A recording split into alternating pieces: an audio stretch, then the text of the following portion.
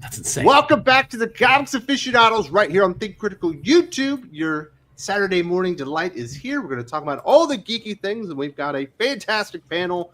Eric Breen returning to the Aficionados, and we've also got Jeff Hicks from World Class Bullshitters, enormous comic geek. How you doing, Jeff?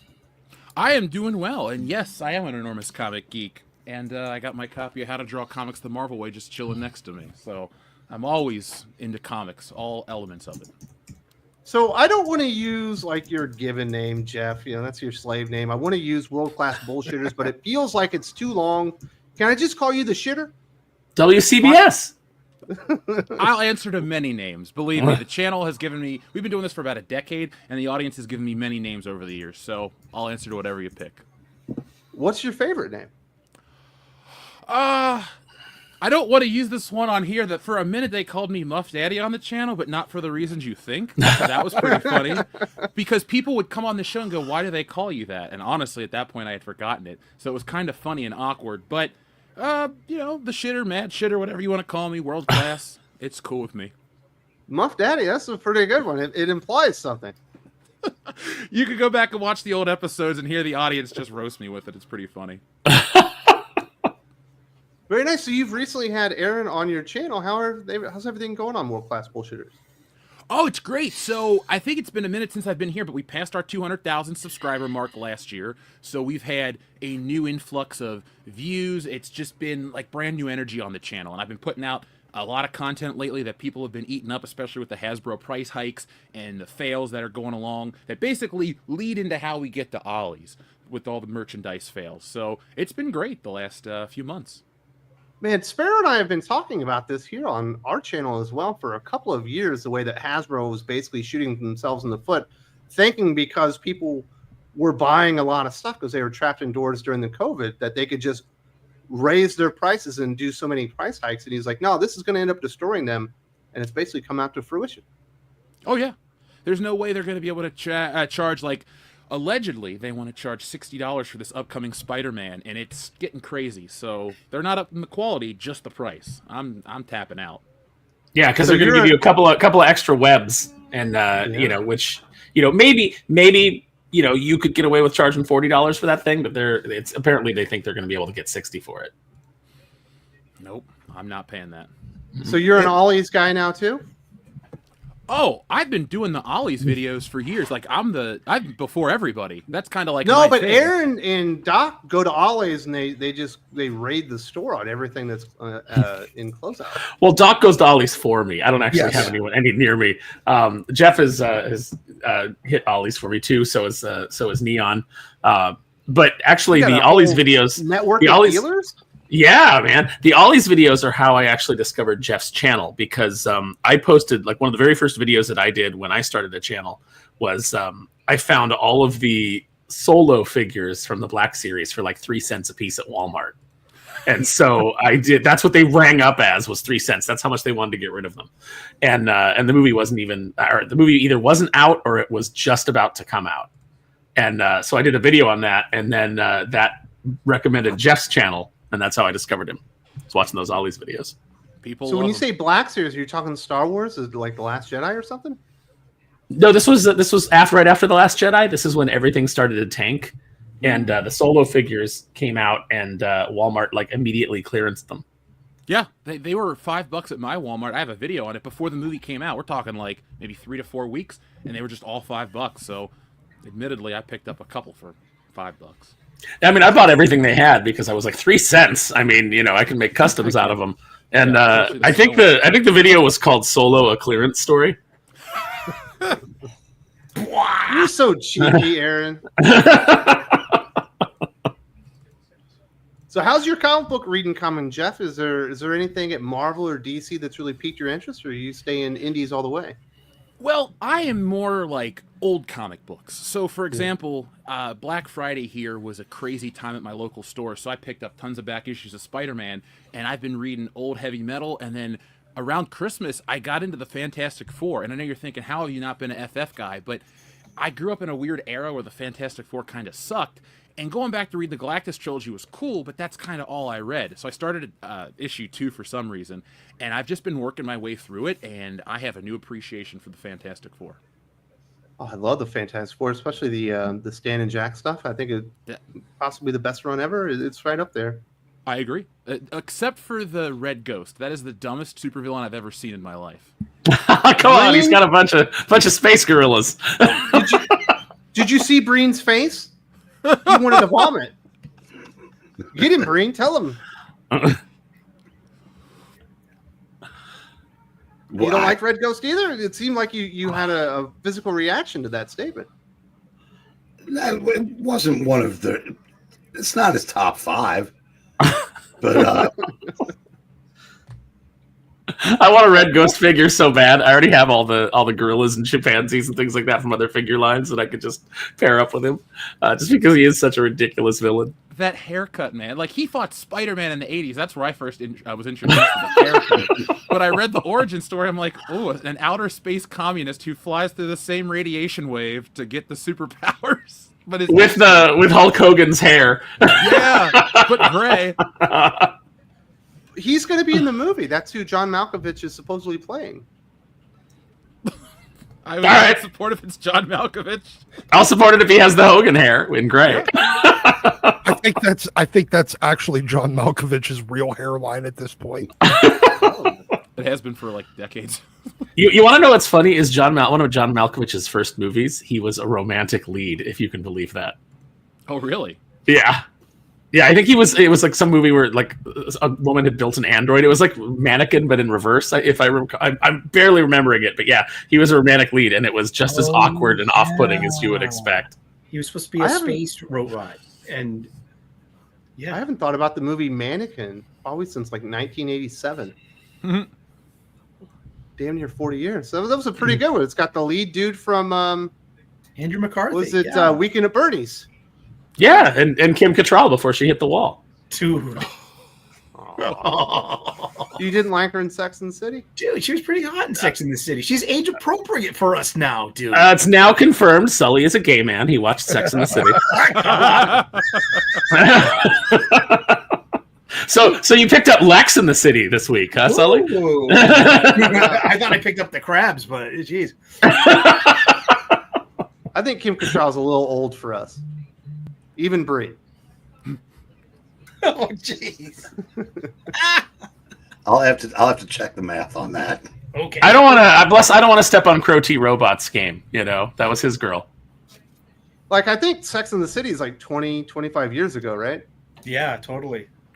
And she was in her 40s then, so she's definitely well into her 60s. Yeah. I mean, only a show created and written by gay men would try to continually convince you that Sarah Jessica Parker was the most desirable woman on the planet. I don't get that's a lie. Double face? Her face looks like a horse. Yeah. Not a big fan. But we're not here to objectify women. We're here. We're nice, upstating men. I am. Love having the Muff Diver back here on the channel, but we've Mr. Eric Breen, the Geeky Puppets podcast, or I guess YouTube channel, has decided to loan you out for a day. We really appreciate that. How you doing, buddy? I'm all right. How come nobody brought up Mannequin 2? Yeah, I almost did, but yeah, that Christy Swanson. Was that the medieval one? Because the first one's the Egyptian one, right? I can't. Yes, yeah, Okay. yeah. Mm-hmm. I'm going back. I remember the watched movie it on exists, cable. but I don't remember details. I just know that when the sequel's announced and there's nobody from the original attached to it, you're probably not going to get a memorable product. But Christy Swanson was hot, so Even G.W. Bailey is like going like, nah, I'm not going to come back for that. I'm good. But people are talking about Kim Cattrall and Mannequin. I like Kim Cattrall in Big Trouble in Little China. So Yeah, absolutely. There's an episode of Porky's. Columbo she's in like the late 70s. yeah. only Sully would go to Columbo for a crush. I got one. Remember that episode Just of one more. Columbo? Porky's. Everyone was in Columbo. She was in Why did- Porky's, wasn't she? Yeah, she has the most Classy. memorable scene in Porky's. Yes. I always wanted Columbo to cross over with Kolchak, the Night Stalker. I thought that would have been a great episode. Interesting. So, Breen, you and I just had an old man state of comic book industry yesterday. It was a lot of fun. People are loving the thumbnail and all that kind of stuff. Anything new to add? I mean, it's only been 24 hours, but the comic book industry is definitely changing. Well, people are asking which one of us is Statler and which one of us is Waldorf. Sparrow's the Muppet fucking is the Muppet lore expert. Which one of us is which? Well, that's what people used to always call Sylvania and I. They said that we were the Statler and Waldorf of comics. So I'm going to say that I'm going to give you Statler, and I'm going to give Breen Waldorf. There you go. It's been decided. As long as I'm on the balcony somewhere. So you don't want to talk about the Geeky Puppet Show and perhaps your comic book auctions? I know that you are not just here on Think Critical YouTube. You actually make weekly appearances all over the place. Yeah, we do readings on the Geeky Puppet Show. Like I join them on Mondays, Fridays, and Sundays. We read comics, but we put our own spin on them, and it's we're not even 1% serious. We've developed our own little tropes, and like whenever there's a line of dialogue saying New York City, we started doing that. The old what was it, barbecue sauce saying New York City. No, it was Paste pecani sauce. And we just do that, and anything we can doctor up. It's a lot of fun. I really do have a blast. I definitely recommend checking it out if you like. Like I said, not quite actual takes on comics, and Breen, I got a question though. Yes, sir. Do you do anything special for the onomatopoeia within the art itself? Remember what Eric said backstage? I'm not real bright. Can you explain that? The onomatopoeia, where you have the sound effect that's into the artwork. Oh, okay. No, we're not that sophisticated. Really? Well, you just lost a customer because Sully would have come right by if you would have celebrated the onomatopoeia in the book. No, There's some hand-drawn onomatopoeia in the upcoming Absolute Batman, drawn by hand drawn by Nick Dragotta in panel. That looks amazing. Yeah, I'm not sure any of us can pronounce onomatopoeia. Say it 3 times fast. 3 times fast. There you go. Easier. And then Saturday nights, England Teen from I Love Comics has a comic book auction, which is basically a live stream where he's selling comics through, and they start at $1 and then they go up to like what he calls his big dogs are anywhere from like 8 to depends on what he gets hands on. And it's a lot of fun. It's a good way to fill holes in the collection. And I said it's Saturday nights 8:00.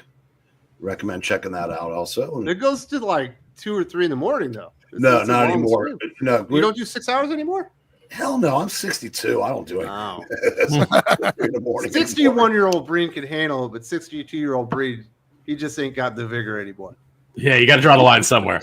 You laugh now. You'll get there, and you'll go. I'll be killed by an assassin's bullet long before I reach 62. That's dark.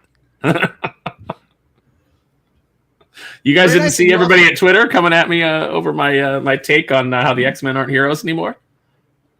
Just agreeing with Wes, and it brings out every anarchist communist on Twitter with a cartoon avatar and 62 followers. Are there enough of those to get any of the X-Men titles into the top 10? Oh, they don't buy things, Breen. Wait, hold on. You expect communists to have money? So, Breen, you also do a comic book cover review show as well, right? Yeah, several times a week at 10:30. Also on I Love Comics, we will take a title. Like this week, we did the first 12 X-Men covers, first 12 Avengers. We'll pick 12 issues at random from like war comics, or we've done everything from romance to science fiction. We've done Detective Comics pre-Batman.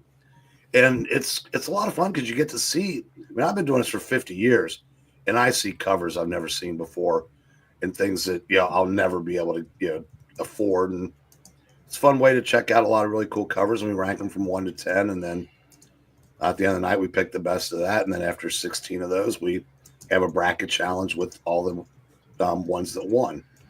Oh, cool. Yeah, like an NCAA tournament bracket. It is, and I fully expect I'm going to put North Carolina and just see it lose in the first round. Beautiful. Definitely want to thank Breen for joining us. We've also got Aaron Sparrow himself. How you doing, Aaron? I'm doing great. It's Rumble Royal Rumble Saturday. I'm ready for that. So you guys are all ready I'm watching the off-brand Rumble Royal. AEW. The one where David Arquette wins, right? Yeah, that's right. That's right. It's booked by Vince Russo. It's great. No, I'm going to watch the Royal Rumble tonight. I'm having a good time. I got to do some editing after this, but then just going to kick back, possibly make some nachos, and watch the Royal Rumble. Who wins? So last week we announced that you were going to be at Megacon this year. There's been a change to that, correct? Yes. So because airline travel has become absolutely untenable in the United States over the last few years, one of my connector flights got canceled. So my flight's no longer matched up. So I had to put in for a refund and then try to rebook. And of course, rebooking at this late date, any flight that doesn't have a layover of like 18 hours is like $1,500. And I'm not going to spend $1,500 to go to Florida. So that's disappointing, but the fellows will still be at Megacon. We have new information. I do want to say thank you very much to TCM Press for sponsoring today's stream. And we got a little promo here. Let's see if we can make this work. Enormous shout out to TCM Press for sponsoring today's live stream. TCM Press is bringing you Megacon 2025 exclusives that you don't want to miss. We've got Silent Nights by Jamie Tyndall, Depths of Valor by John Jiang, and Unholy Nightmare by Vu Dan. These incredible titles will be available in regular, foil, and metal covers, but only in very limited quantities. Mark your calendars. They drop February 3rd from 7 p.m. to 9 p.m. Eastern Standard Time at thecomicmint.com. If you missed the online release, don't fret. The remaining stock will be available at Megacon 2025. And while you're there, stop by the Comic Mint and TCM Press booth number 3038 to meet Dolan, a.k.a. Drew, Stephen Finkel, and Murphy herself, and get your copies signed. Don't wait long. When they're gone, they're gone. See you at Megacon 2025. And once again, thank you very much to TCM Press for sponsoring today's live stream and supporting Thinking Critical YouTube. Ooh, it's almost a professional operation here, Aaron. I know you had it pre-recorded and everything. Yeah, I put a little effort into that one. I'm feeling pretty proud of myself. But they're going to have really cool, like foil metal covers and all this stuff. But there's going to be a pre-sale. Yeah, they do some really great stuff. I edit all three of those books, and I can tell you all. And Dolan writes all three of them, but I can tell you all three of them are great. The one that I am particularly interested in people checking out because it is very, very different from anything that's out there right now is Depths of Valor. That's drawn by Nathan Watson, who did some of the Kneel Before Doomface covers, who used to work with me on Toy Story, and who did a couple of things for me when I was at Merck. Before that all imploded. So, I definitely recommend that people, even if you can't make it out to Megacon, even if you can't pick up one of the exclusives, put Depths of Valor especially on your radar. But, obviously we talk about Unholy Nightmare. We've talked about Silent Nights. But definitely put Depths on your radar because it's, no pun intended, because it is a submarine story. But it's going to be damn good. I guess that would be Sonar, wouldn't it? So they went out there and found some pretty darn good comic book artists for that one to do the covers on. Obviously, Jamie Tyndall is the name everyone knows, and that's a pretty darn sexy cover there. Yeah, and Jamie, just one of the nicest guys in the industry. Maybe a little too nice for his own good sometimes, but just the nicest guy and a phenomenal artist. And I might have to talk to him about a Lexi cover at some point because I would love to have him do something. And Aaron will be there in spirit, but he will not be able to sign your copies of not only the TCM Press stuff, but certainly Aftermath and some of the other books that Aaron's working on. But is there anything going on else in Aaron's life that people need to know about? Well, I am still looking at flights to see if I can maybe like book something cheap and just go out for the weekend, make it out, maybe like Friday, Saturday, something like that. But right now it's looking like it's not going to happen. But otherwise, no, just still cranking away on Kneel Before Doomface. We had a couple of new subscribers jump in on the late pledges. So that was great. Always glad to see that. If you guys have not backed it yet, there is still time to get your pledge in. We are on track to be finished with the art I don't want to jinx it, but we're on track to be done by the end of February, which means that we would be finishing up production on the book in March and delivering it a month earlier than we had originally anticipated. So fingers crossed, everybody, that all that comes together. Nobody gets sick, nobody has any emergencies, and we can just keep cranking away at it because it is looking so damn good. So I got you in trouble this week. Did you? Yeah, I With your put out accent. that tweet with the Cyclops thing, but I muted it because there was way too many replies on it. But you're saying people were busting your balls? I didn't even realize it. One of our Thinking Critical viewers said to me, like, man, the replies on that Cyclops post are crazy. And I was like, mine or Wes's? Because I haven't gotten any notifications on it. And I went and looked, and the only people that I got notifications from were people that I regularly interact with. I have my X account set to filter out what's called low quality followers or low quality responses. And so that eliminates that eliminates a ton of people who just have anonymous cartoon avatar accounts, with under 100 followers or whatever. It just completely sees you from seeing, any notifications about them. But there was over 200 responses, and a lot of them were sensible and thought out, but then a lot of them were just complete maniacs raging into the void. My favorite was one saying that if I didn't agree with Cyclops pushing back against people who would hurt him and his friends, that says more about my morality than anything. And I almost responded, and then I was like, that's not even worth it.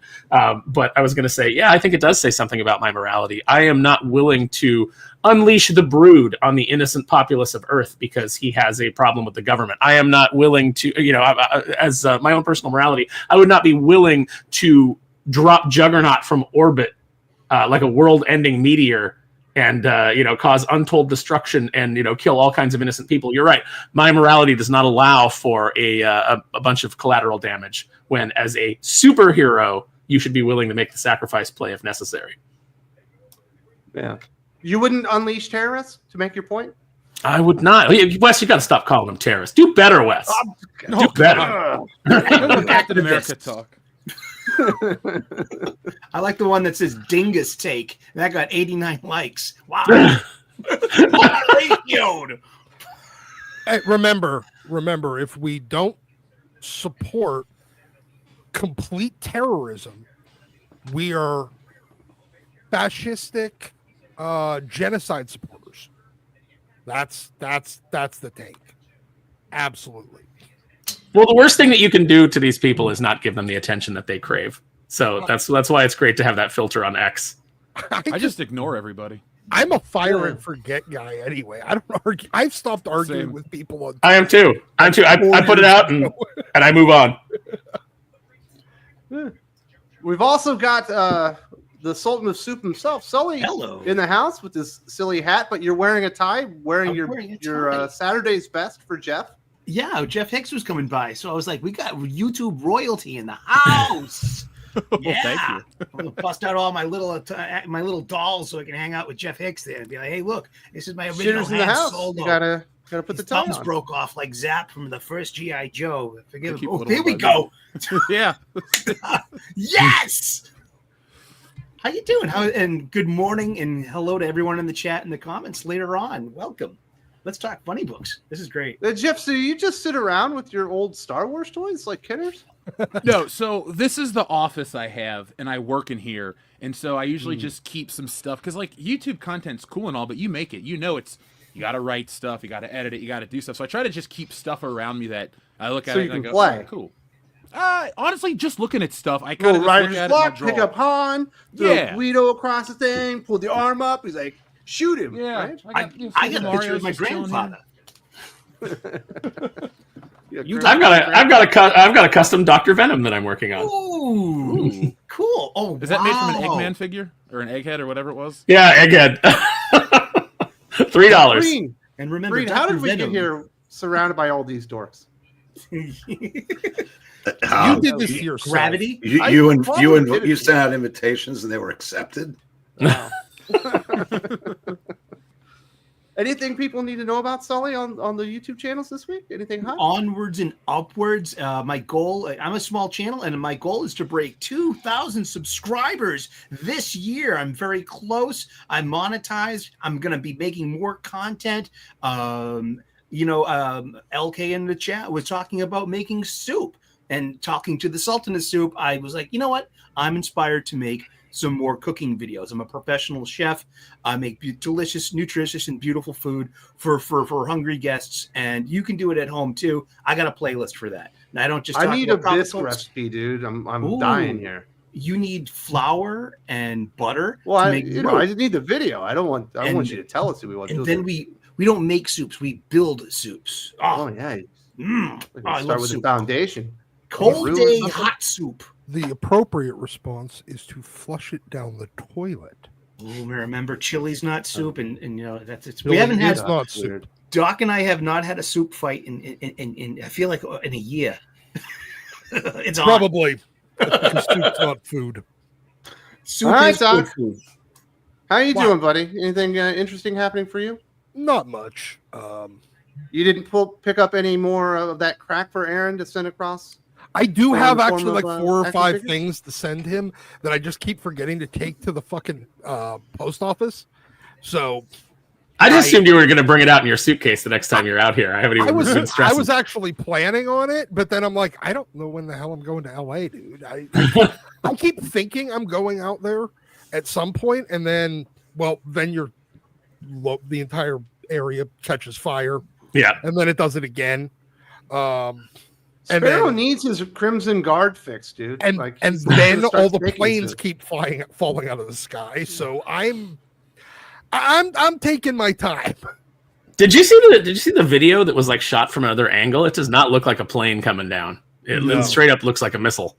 Yeah, but they found the plane. So I mean, the plane was kind of intact. I mean, if it wasn't for the fact it was Philly, I'd feel really bad. But it's Philly. It's awful. Terrible taste from Doc, people. But we do need to give a little shout out to the new backers of Think Critical Patreon. Really appreciate everyone, the entire family supporting us there.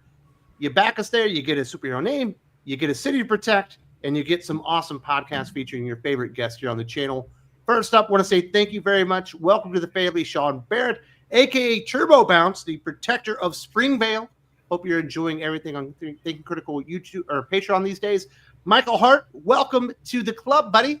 Hydroblade himself, protector of Port Royale. And finally, we do have Sean Sutton, the Ghost Ronin, the protector of Neo Tokyo.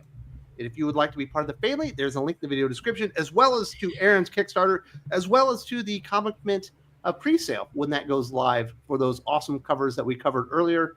Lots of fun going on there. We've got some people's talking to us. Calb says, Friendly Neighborhood Spider-Man is annoying and woke. It's made by and for people who have gender study and CRT degrees. Oh, it's multiverse, you Australian bigot. Is that the new I cartoon? read 2 issues of the comic book and it was bad, so I didn't check out the cartoon. Yes, it's the new cartoon, Disney the one that I've watched it and I forgot the name of it already. You watched it? Was it good? No. Okay. They get Spider-Man feels like Spider-Man, like the actual Peter Parker character stuff, the Parker luck, all this crap. But they keep changing it up, and it's kind of like, I'm going to make a weird comparison. Mortal Kombat, there was the original lore, and then there was this reset in 2011. Yeah, that's when it was. And then they kind of follow that lore. They don't really do the original. But with Spider-Man, it's like, we got some kind of reset years ago that nobody asked for or wanted. And most people still kind of hang on the original one. So they've taken, the modern Spider-Man and the classic Spider-Man, and they tried to put it together, and it just doesn't work. It's definitely for kids, but the merchandise is priced for adults, so I don't know who they really think this show is for. And it's not going to cash in on the 90s nostalgia like X-Men 97. I don't know, it's kind of just an average show. It's better than the Ultimate one that came out a couple years ago, but it's not good, and it's definitely got all the elements people don't like. Black Osborns, they change everybody. Spider-Man already had a big cast. Why not just put Hobie Brown or put this person or that person, put all these people in the world and populate it with those characters? just make the normal people look the normal people. Why not a Spider-Punk cartoon? Jeez. Because it's not about representation; it's about taking away. Well, audiences are taking away from Disney by not buying this stuff, so Yeah, we're winning in a way. But maybe it'll be the second most viewed thing on Disney Plus for 2025, the way the Acolyte was for 2024. And everybody, all your Rachel Leishmans out there touting that as proof of the Acolyte's success, and everyone else on YouTube pointing out that it's not a. That just means nobody watched anything. Yeah, it's not an example of their success. It's an indictment of how poor Disney Plus is. It's a bad service. It's a tax write-off for me, but if it didn't have Hulu bundled in, I don't see the value in it. Like any of the movies on there that I want to watch, like Spider-Man, I put that on the other day. Let's put on the 4K disc. It looks so much better. Yep. Like this is sounding crazy, but I'm convinced over the last month, and it's not my internet speed because I check. I feel like streaming quality's dipped, just like across the board. When I look at certain movies, they look worse than they ever have, and I keep thinking to myself, am I crazy? Am I going? You know what I'm saying? Like, nah. I think Actually, they're cutting down on the bandwidth, dude. That's it. They're literally limited. They're limiting their own bandwidth, and they're not updating their servers while they're adding more and more and more content. So they're not really. They got to make each thing crappier. Absolutely. I read the comic book. Don't like the comic book, and it sounds like the show is not good either. Calum also says, I thought Harry in that show was a woman. The Asian girl is clearly gay. His love interest looks like she's trans, and they race and gender swap Dr. Connors. Yay! And Dr. You agree with all that? Not even For progression. You agree with all that? Is that correct? I agree with all that. I thought the Kimiko or Emiko or whatever her name was gay, but then for a second it felt like she liked Peter Parker, so maybe it's both. I don't know. But that's not why I watched Spider-Man. And then, Dr. Connors has switched, but I guess we're going to have a lady lizard. Yeah. And the person everyone thinking is Flash is Lonnie, and that's going to be Tombstone, right? Yeah, that's what's going on. Okay. And then I don't want to spoil it because I don't want to be that guy. Somebody on your audience might actually want to watch it. But they do something at the end of episode 2 that if it's not just like a fake twist, this is kind of like, oh, they've changed the complete dynamic of Spider-Man now. So they might be breaking him too. Well, if something, I'll tell you off air if you really want to know. But it's just something small, and you're like, oh, that kind of ruins Spider-Man. So, what are the odds that Dr. Connors, being a brave woman of color in STEM, that her transforming into lizard will not be her own doing, but will be someone else doing it? It'll be Peter's fault. Yeah, she'll be the victim. They're not in genetics, though. They're in something else. They switched Dr. Connors' field of science. Yeah. So it's boring. I don't like Spider-Man going to the science high school. I like him going to like basic high school and then going off to college, and then his whole world opens up. Because, I mean, I'll be a nerd for a minute. Like, it's like 29 issues of Spider-Man where he's in high school. And if you go back and read the old comic book, it even tells you our most requested story, and they print letters. When is he going to leave high school? When is he going to leave high school? So this fallacy of, oh, fans love Kid Spider-Man. Fans back then said, age him up. And then once he reached a certain point, he stopped, and that was fine. But like early 20s to mid-20s Spider-Man, you can tell stories. I don't want to have to watch him go home at the end of the night because he's got a curfew. It's just this was me as a kid talking, too. And now he's a 31-year-old that can't keep a job and is couch surfing. He's just a loser. Well, he appeals to the communists that are pirating comics instead of buying them. So, that's their audience. Sleep McNichol says Jeff's Ollie videos are on my sleep aid playlist, so relaxing and cathartic. Thank you. I love to make them. I actually ran into a listener that watches them regularly. He goes to my same Ollies and he wrote his name on the box and says, "Hey" to WCBS. So those Ollies videos reach.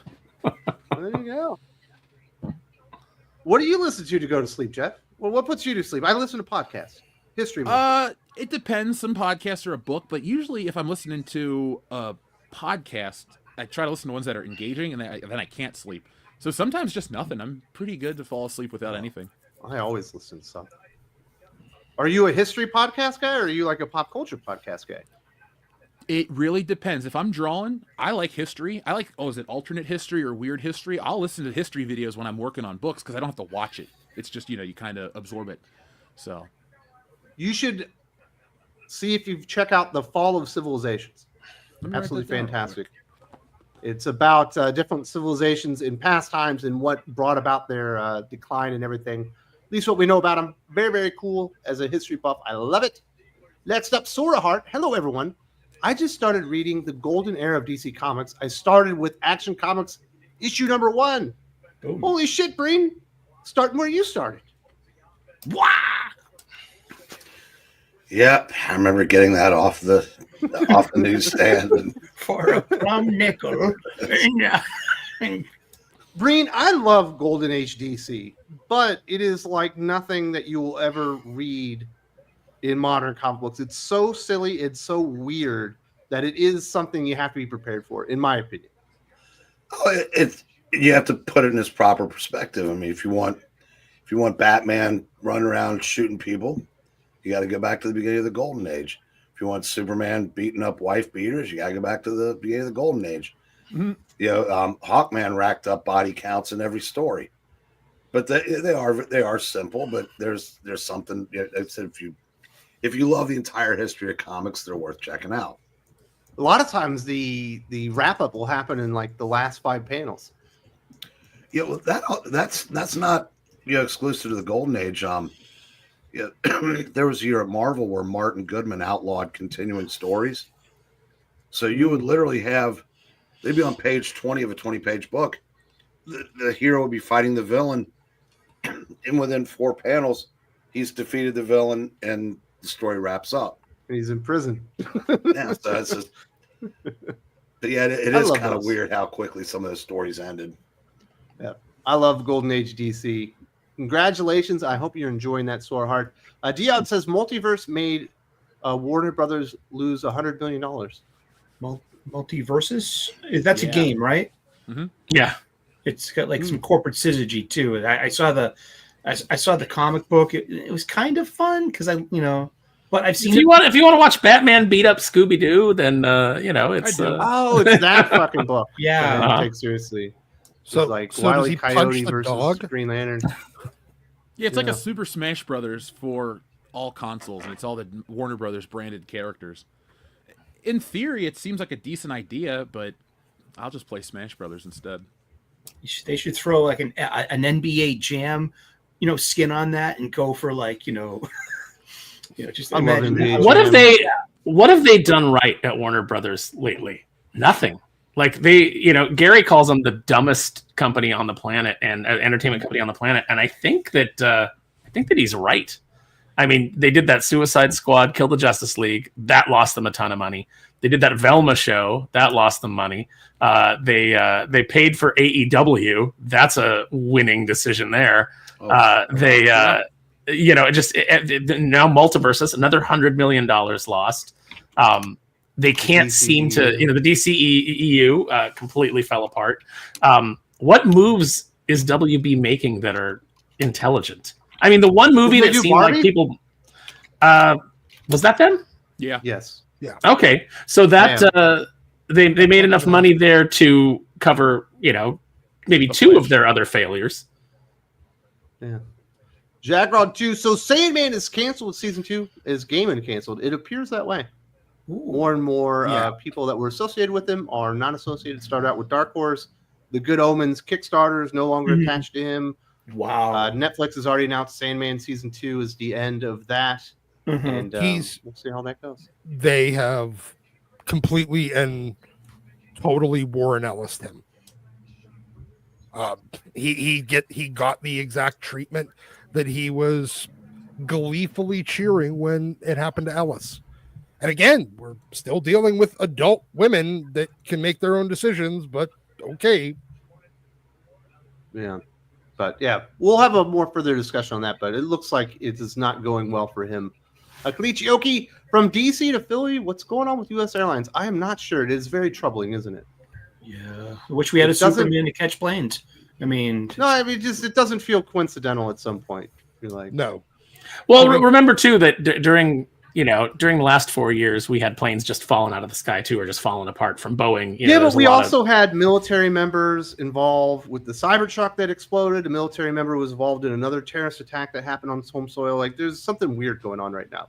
Yeah, it seems like there's I don't want to say MK Ultra, but I'm gonna say MK Ultra. waiting for more details. It seems like this new administration is going to be a little bit more transparent and upfront about what's going on than past. So, I mean, we still don't know what happened in Vegas, right? No, that just got swept under the rug. We have, they never talked about that. There's manifestos they tried not to release, and then prosecuted the people who released them. It's a crazy time. I don't think the deep state's going to go quietly into the night. I think that you have a lot of mentally ill people that have been permitted into, because of, diversity and equity and inclusion and everything. You've had a lot of mentally ill people given the ability to be part of situations that they shouldn't have been, and they're breaking right now. No idea, but it does feel like something's weird, and it's definitely giving me pause because I will be flying back to the States soon. Hopefully things will be kind of better by then. James Hedifin, even though they won't do it, DC has a perfect way to retcon John Kent. He's been Superboy Prime the whole time, and young John is still missing. Call it the challenge of the power bottom. I'm sold. I mean, it's pretty simple. He got lost on Earth 3. That's another multiverse. Mm-hmm. And they sent the Earth 3 version of John Kent back to Earth to infiltrate. Just so happens he was 7 years older. He said, yeah, I was aged up. But the real John Kent is still, Trapped in 11 a years volcano old with, on Earth Prime, or I'm sorry, Ultraman. Earth 3 with Ultraman and the crime syndicate. It's the easiest thing in the history of the world. It writes itself. What do you think? Would you accept that, Breen, as a seasoned comic book reader? Yeah, but like I said, it's never going to happen, and we all know why. They could keep this version of John Kent and say that he's been rehabbed, and then you could have a gay version of John Kent, and then you could have the little boy version. You could go cosmic. But you could go like So Is Wild Oats, with Kyle Rayner patrolling the galaxy. They can't do that because that would remind everybody how much they detest this version of John Kent.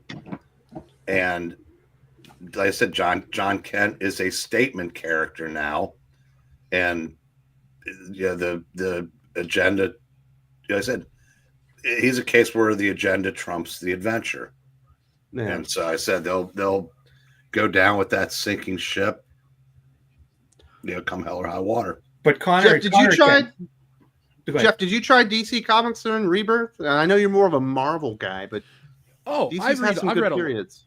I read Rebirth. I actually jumped into the new. So I might be a Marvel guy, but I started out with DC back in the day because Batman '89 was the biggest thing ever. So I just. What happened to you? Why aren't you still a DC guy? It's way better.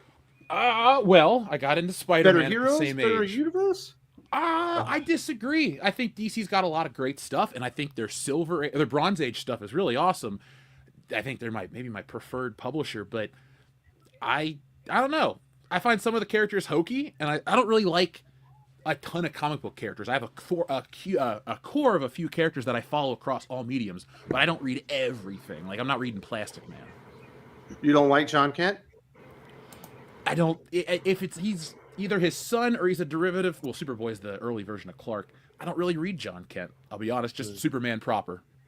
Oh my goodness, we have Doc 2.0 here.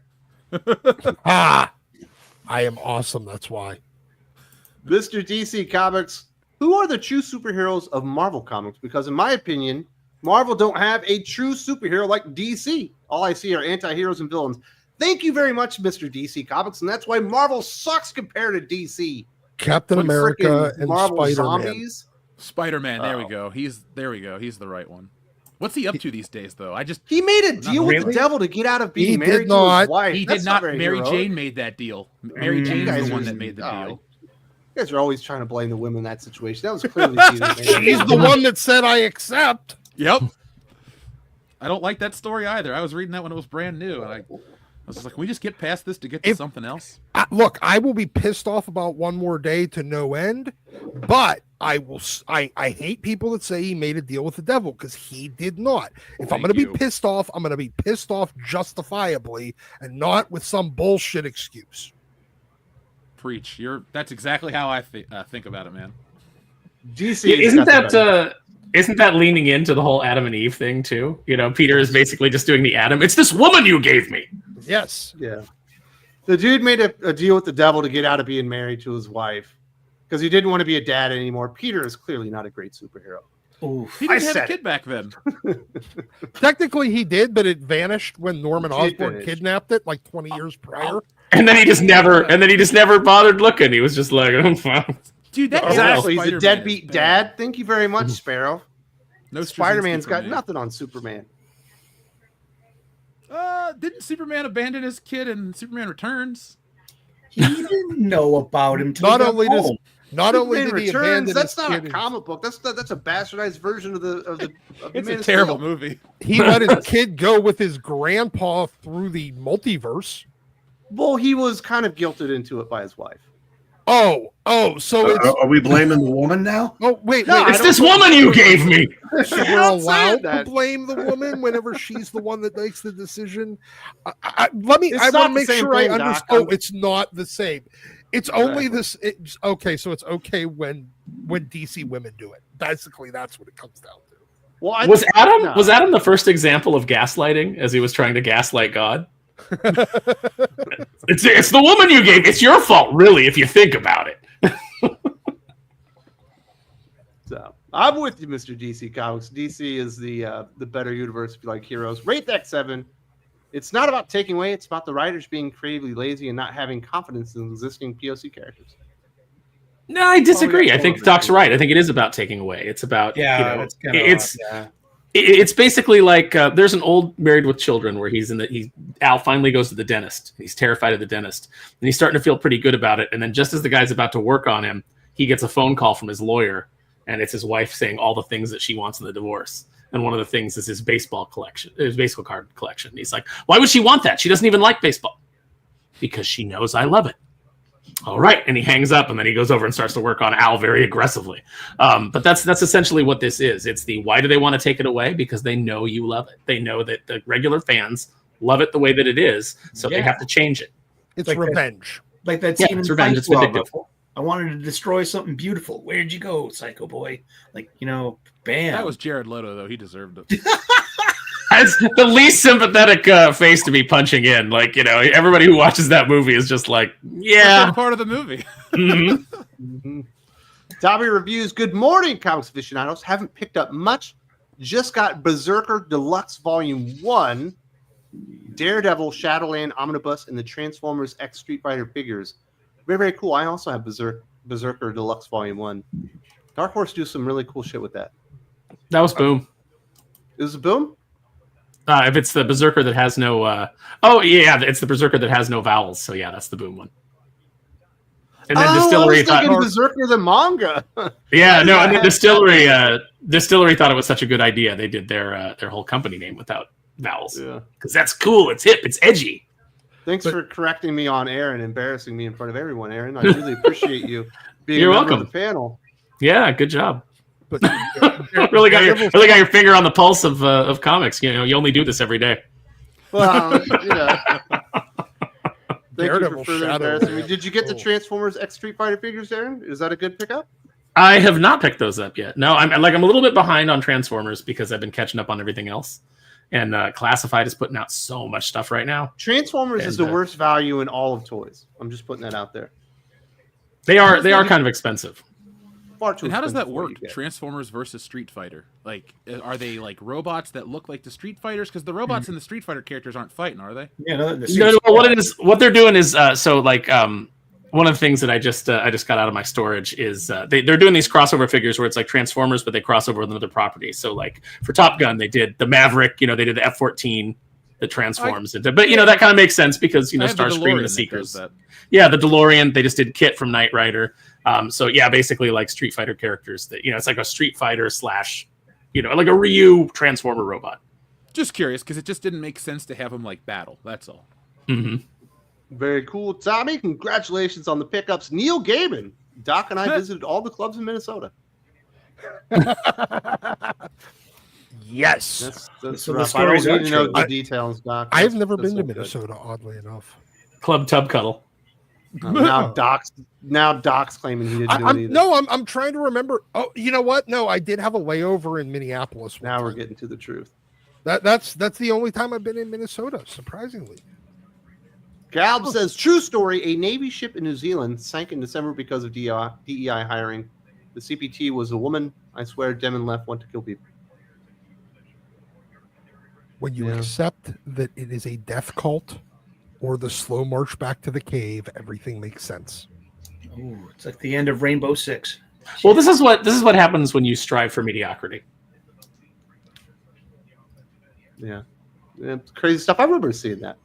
Sally Akube, please watch the Snow White chat music trailer. Oh, I have. It is quite good. What's the Snow White chat music trailer? So Chat Music is a channel that takes the comments on a video and they turn it into a song. Oh, yes. I've seen that. Okay.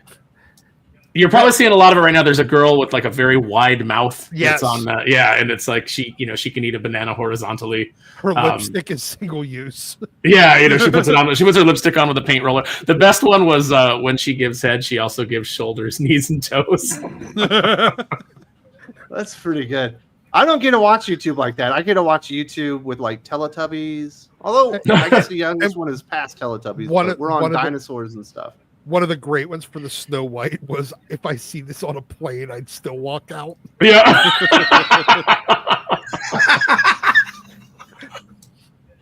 This trailer's free and I still want my money back. Yeah, it's like the Snow White and the 7 CGI abominations.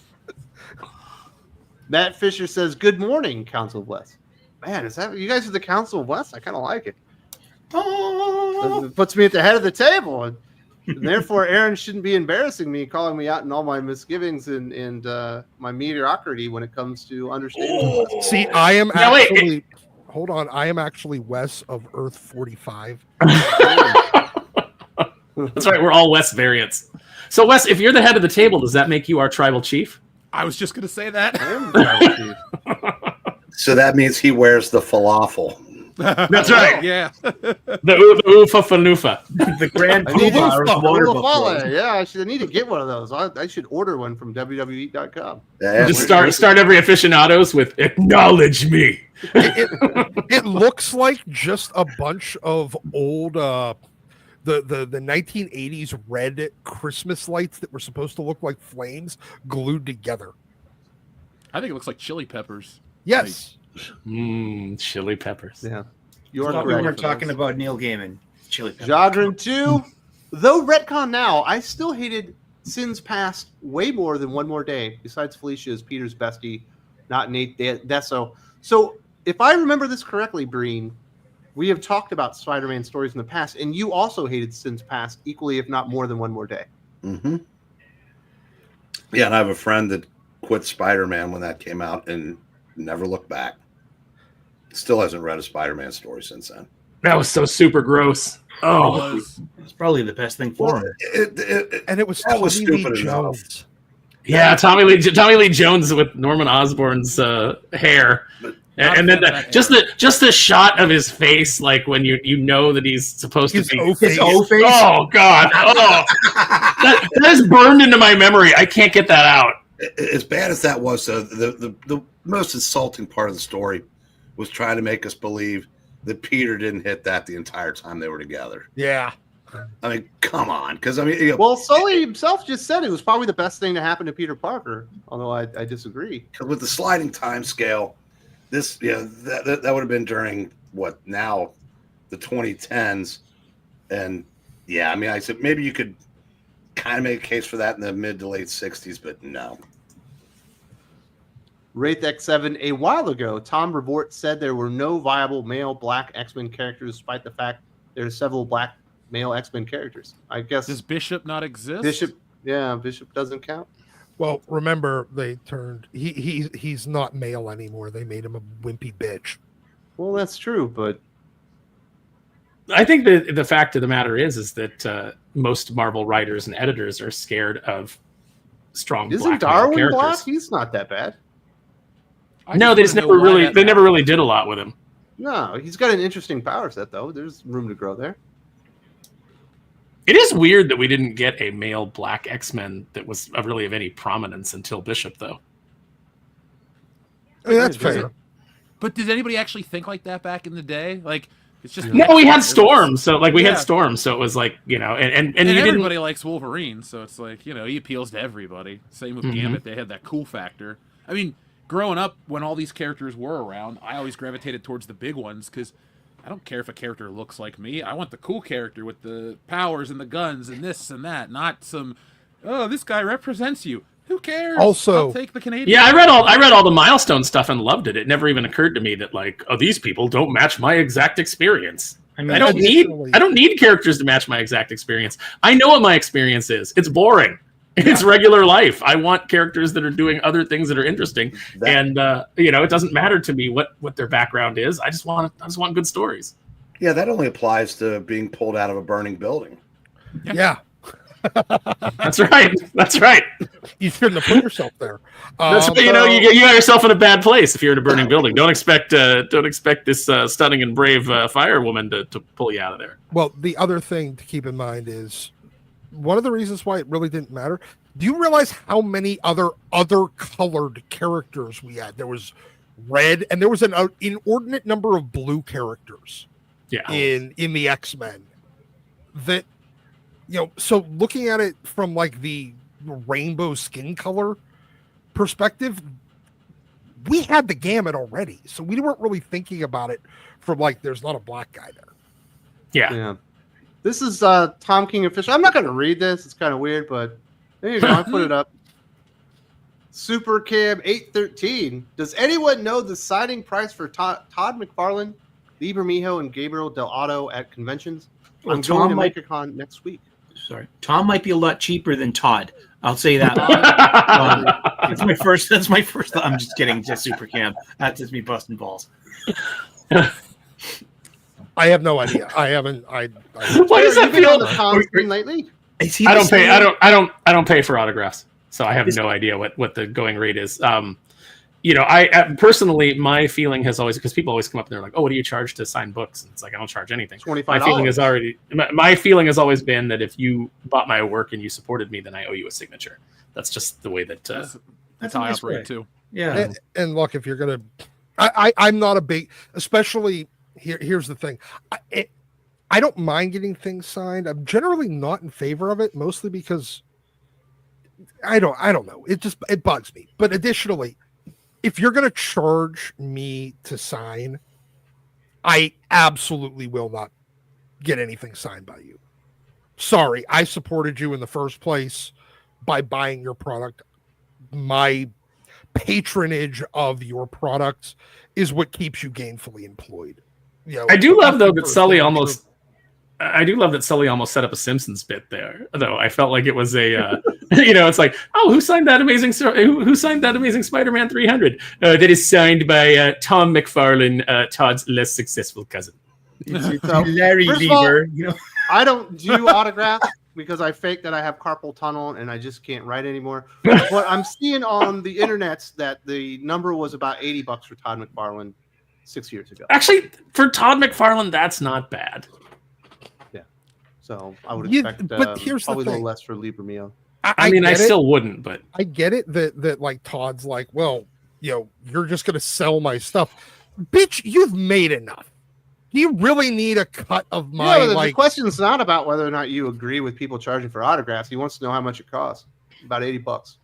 Well, look, if you get to that level, I think, you know, where you're like, hey, you know, you're like a Rob Liefeld or something like that, and somebody's going to sell it, and you have a particular feeling about that, then just say autographs are free if you let me personalize it. That's what I asked for. Like, I asked Neil Adams to sign it to me. I asked these people to sign stuff to me because I don't ever want to sell this shit. Like, I'm working the Lexington Comic and Toy Show, and I have a John Romita Senior Dynamic Forces Special Edition One More Day book, but his son's going to go. And since I never got to meet Senior, but I'll meet Junior, I think I'm going to try to get him to get to sign this one so I can just have their name on something together. But you can sign it too, Jeff. Like, I don't ever want to get rid of this crap. My comics don't, no matter how tight money gets, that's the one part of the collection that just stays. I don't ever plan on getting rid of it. So, Doc, what's the most you ever spent? What did you spend on like the Jim? No, yeah, Jim Lee. What would you spend on Jim Lee autograph? I've never paid for an autograph. You never paid for a comic book with an autograph on it? I paid for slabbed books that have autographs on them, but in fact, most of the time I look for things that are blue label instead of yellow label. I don't want the signature. You didn't pay to have Stan Lee sign your comic book with his own blood? No. No, in fact, Not a actually, fan. I paid to have him sign it with someone else's blood. I have a Absolute Crisis on Infinite Earths that George Perez signed. I didn't pay a penny for it. He was so nice. George was awesome. And I even have like the complete powers whenever it was still an Icon, which was Marvel's like creator-owned line for a little while. And they did the hardcover in the same form, like size as like their omnibuses and hardcovers. Bendis and Oeming signed that, and actually Oeming did a little drawing of Christian from Powers, and Bendis actually put a little word bubble or a thought bubble that just said "fuck." But no money. I've never paid willfully for a autograph. I looked out there at Liber Mijo. It looks like that's going to be more like $35 compared to Top of Farley. That sounds about right. I paid $30 for Klaus to sign in 2022, and I paid $50 to have Frank Miller sign that later on in the year. But this copy, to me, is priceless. You know, very nice. Dobby reviews. Also thoughts. Jeff and Aaron Hasbro giving out their toy license to other companies, and they are just working on G.I. Joe and Transformers in-house. I'm curious what Playmates will do with Power Rangers. They'll tank Power Rangers because Playmates toys suck. They put in zero effort. Well, here's the thing. They do the Ninja Turtles. And I know the NECA ones are the ones that the collectors like, but that Ninja Turtle line seems to be okay in terms of like they keep supporting every era of it and people are eating it up. But I don't think the Power Ranger line's going to work because you have one era of time, the Mighty Morphin, that's valuable. That's why they're paying for the license. Nobody's paying for In Space or Zeo. I don't care what you guys on the internet say. Look I get it. You're a little younger. That's what you're passionate about. All this is going to be is the original 5 Rangers, the green and white, the Zords, the same shit Hasbro did a couple years ago, but probably, I don't know if it could be lesser quality than the Hasbro ones, Aaron. Those Hasbro ones are pretty shit. Playmate. I mean, they were the best ones that were produced at the time, but I've never seen Playmates. The thing is, they weren't though, because like there were certain Bandai figures that were better, and then the Japanese alternative, which was only like Hasbro ones were $20, 22 with tax roughly. The Japanese ones were $35, and they weren't that big of a. That's not a big price difference for like. That's actually fair. I never messed around with the Japanese ones because not being a Power Rangers fan, like nothing against the property, it just completely skipped me by. Yeah, like I always say, that's like the point where I had discovered girls, and it wasn't cool to be into Power Rangers. Like girls weren't into Power Rangers, so it was like you didn't want anything to do with it. My wife was like Power Rangers. That and Pogs. I don't believe you, but I'm 100% being honest. She Are you really? loves the Power Rangers. Yeah, she grew up. That was like what they dubbed here in Tagalog when she was a kid. That and, but look, what was it that guy? Ultraman. Oh, okay, Ultraman. Yeah, but as far as Hasbro like giving out their license to other toy companies, they have a CEO right now who doesn't know toys, doesn't like toys, doesn't care for it, wants to turn them into a video game company and an IP farm. And that's the direction that they're heading. So they're just putting these licenses out because there are other companies that want to do it. There's going to be third parties that want to do Mask. Hopefully there's third parties that want to do Cops.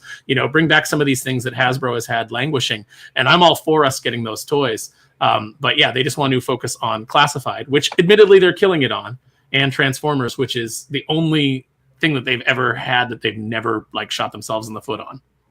Yeah, they've ruined Star Wars. Even though they're making better products for the first time in years, people are they don't care.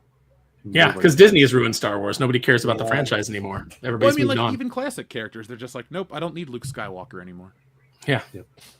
Well, Akabe, please watch the chat music trailer live. So here's the thing. I can share a screen in here in StreamYard, and I could play it, but you would only see it. You would not hear it. So we would not actually be able to hear the song itself. I would have to actually download it.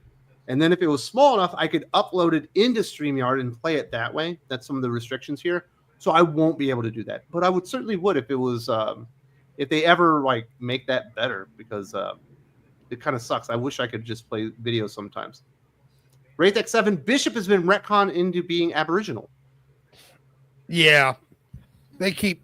Oh yeah, we had Gateway before we had. Yeah, also Before we had Gateway, Bishop. Gateway was Forgot always about around. Gateway. But no. And now apparently Bishop is somehow a descendant of Gateway. I think. Yes, I believe They retconned that in at some point. I don't know why. It makes the mutant and the X universe smaller. It makes Every it time more they do that. incestuous. They're all cousin bangers. Yep.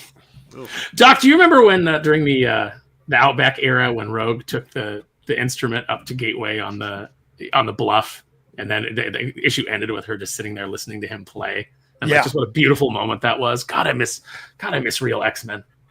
So, Claremont still believes in real X-Men. Retro Man, one thing that really bugs me is that Marvel has a whole bunch of great artists and have no stories or writers worthy of them.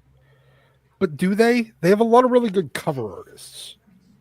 And they have a bunch of artists that'll do 1 or 2 issues. Do they have any great artists that'll do a run? I think They've got- Shadow's a great artist. Yeah, I think Marcelo Ferreira is great when they give him a good inker, or when he inks his own stuff. But they don't let him do that a lot. There's definitely people there, and I get messages from these guys all the time, and I expect that now with Diamond collapsing and there's going to be less work in the industry for everybody. I expect to hear from even more of them. They want to do other stuff. They want to get out of the Marvel grind. I have so many writers tell me, if I have to draw one more scene in a coffee shop with people just talking, I'm going to kill myself. This isn't why I got into comics. Yeah. I mean, how long do we have Pepe Larraz on the incoming Amazing Spider-Man series? How many issues is it going to be till we see a Four film max artist? is what I Yeah. say. 4. Okay. I mean, you don't get right artists that stick around for a title for more than 4 issues. Maybe they'll be one of 2 or 3 artists over the course of 15 issues. And they'll plug them in for 2 issues here, 3 issues there. And but nothing to give any sort of, I don't Nick know, Klein, routine. great artist. Nick Klein, maybe, but Love him. I don't think he's a superstar. I think he's a really good artist. No, he but I doesn't don't say think- superstar. He just says great artist. They no, got some no, great no. artists. And I get that. I just don't think Segment his on his style best would day. be. Yeah, but how long has it been since he did anything regular? Well, he's doing the X-Men series. He does 2 issues and then he 2 or 3, vanishes and then for Nathan 3. comes in for an issue or 2. Kartak in the chat says it checks out for modern X-Men to be incestuous. Yeah. But Yeah. I'm with you, Retro Man. There's not a bigger sin in comic books than having great art on a story that just didn't deserve it. It's like there's not, enough of these kind of artists circulating right now, and they just kind of get wasted on crap. And Marvel does it more than DC, where they'll separate them because we got a good writer, we don't need a good artist, or we got a good artist, we don't need a good writer, and they don't have them working together a lot of times. Well, DC every month takes a great artist and pairs them with Tom King. So, I mean, is that not a greater sin? It is a great sin, absolutely. Dion, who's the better artist, Neil Adams or Dan Mora? Breen, I'll let you have this one because you have a very extreme answer to this. Yeah, to me, it's not even close. Neil Adams is the best comic book artist in the history of the industry. He's great. Dan Moore is damn good, though. He might be the best of his generation. He is. Yes, there we go. Yeah, Dan Mora is very, very good. There was a guy I can't even remember his name that did the first story in the Green Lantern Green Arrow special. I thought he was every bit as good. It's Was that Fernando Passerin? no, I don't think so. I'm not sure if I'd recognize the name if you said it, but one of the things, it's like I think there were a lot of great artists. There have been a lot of great artists through the years. Right now, most of them are working for Jeff Johns over at Ghost Machine. But I think Lucas Meyer was the artist. that's him. Yeah. But if I'm not trying to downgrade like a Dan Mora, but Dan Mora stands out because a lot of the great artists have found better ways to make money than the grind of the modern comic industry. It's just like everybody lauded Donny Cates as being the second coming when he was writing 6-7 years ago. And I would say that if you'd taken him and dropped him off in the mid to late 80s, he would probably be doing the backup feature in an annual. It's just maybe I'm being a little harsh, but you get my point. He'd be on Aquaman. Come on, man. Donny Cates. God, I'd love to see what kind of damage you can do there. But it's I thought we were still talking about Dan Moore. My bad. Oh no. Dan Moore would be very good in any era, but he stands out more today because, like I said, a lot of the truly great artists, have left the industry. Yeah. Sally Akabe says, "I'm reading, or are you reading Power Rangers Prime? It doesn't look good. I don't read anything with Melissa Flores because she's a really bad writer, and I believe she's a writer on that one. So I haven't checked out Power Rangers Prime. And while my wife absolutely loves and adores Power Rangers, I don't. I was too old when they came out. Sully, you might be the only person possible on this panel to be reading Power Rangers Prime. Are you? That is a negative. I don't read Nobody's any reading it. of the Power Rangers, but to address your ageism about and loving the Power Rangers, I was like 19 or 20 when Mighty Morphin Power Rangers premiered on Fox Kids, and I couldn't get enough of it because it was like, wow, look at this really cheesy Japanese stuff with the obviously edited English parts. This is great. It was like, I hated that show. oh, come on. What's Amy that? Jo Johnson? You didn't have a crush on her? No, No, not great. at all. Oh, my God. You need to. I didn't watch Power Rangers, but I knew who Amy Jo Johnson was. Well, not all of us subscribe to Bop Magazine. Doc and I were reading sports books and stuff. Yep. Sleeve McDakel, Hasbro should have called Ike Perlmutter. Man, Ike Perlmutter's reputation really has done a 180, hasn't it? It really has. It's like People are acting the like he's fucking. Ike Perlmutter is the prequel trilogy of CEOs. You've gone like that guy's awful, and then you see the new stuff, and you're like, maybe that guy wasn't so bad. Yep. Yeah. He's Like, who he's could the fix Chuck- Marvel? Like Perlmutter or Jim Shooter are the only people I can think of. I was like, what the Chuck fuck is Austin. Perlmutter in this conversation? He's the What- Chuck Austin. Because you're like, oh, in retrospect, maybe Hey, when wasn't he- that bad on X-Men. that's heavy, Doc. When he had Toy Biz and he owned the Marvel license, you got a figure and a builder piece and a stand for $7.99. And a And a comic book. And the builder piece, by the way, was sometimes like the leg of a sentinel, which was like this big. Dude, I got the head of a sentinel sticking out of a shelf I have. They're awesome. It looks so detailed. It looks better than the newer stuff. Mm-hmm. And then Sleeve says, correction, Aaron. I'm sorry, Breen. Best comic artist in history is Wally Wood. Ooh, that's Shots a good fired, choice. sir. I'm not going to argue that. I think Adams was better, but Wally Wood was, excellent. Now, I would say, in that time period of people that were doing work, I think someone that never gets the credit that he deserves is a guy named Reed Crandall. It's like he was the best of the EC artists. He was good. But yeah, I said if you want to say Wally Wood, there's plenty of room for debate there, and I can't argue that because I absolutely love Wally Wood. His sci-fi Wally stuff Wood's is the reason that awesome. we have the red Daredevil, right? Yeah. Yep. He was like, this yellow looks like bunk. Hey, did you intend your superhero character to look like Barf? Because he definitely looks like Barf. But Wally did a lot of like Western comic books though back in the day, so he's not quite as well known as a lot of superhero artists, right? Right, Breen? Am I misremembering this? What was that? He did a lot of Western comic books back in the day, so he's more in that line rather than superhero. So he's not quite as well known as some of his contemporaries. Wally Wood? Yes, He was more, I would say, more sci-fi. yeah, but he didn't do a whole lot of.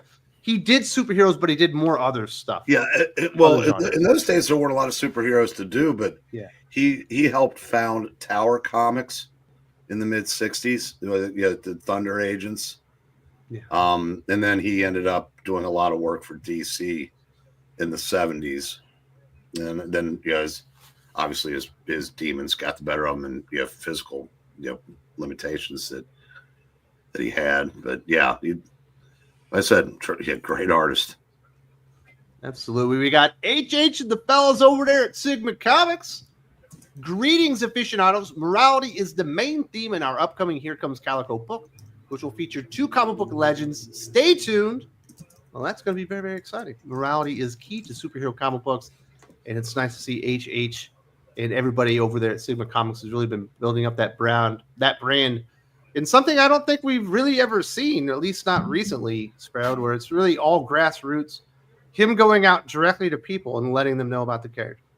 Yeah, no, HH looked at the industry and was like, I'm not going to get any traction. I'm not going to be able to turn a profit in the mainstream.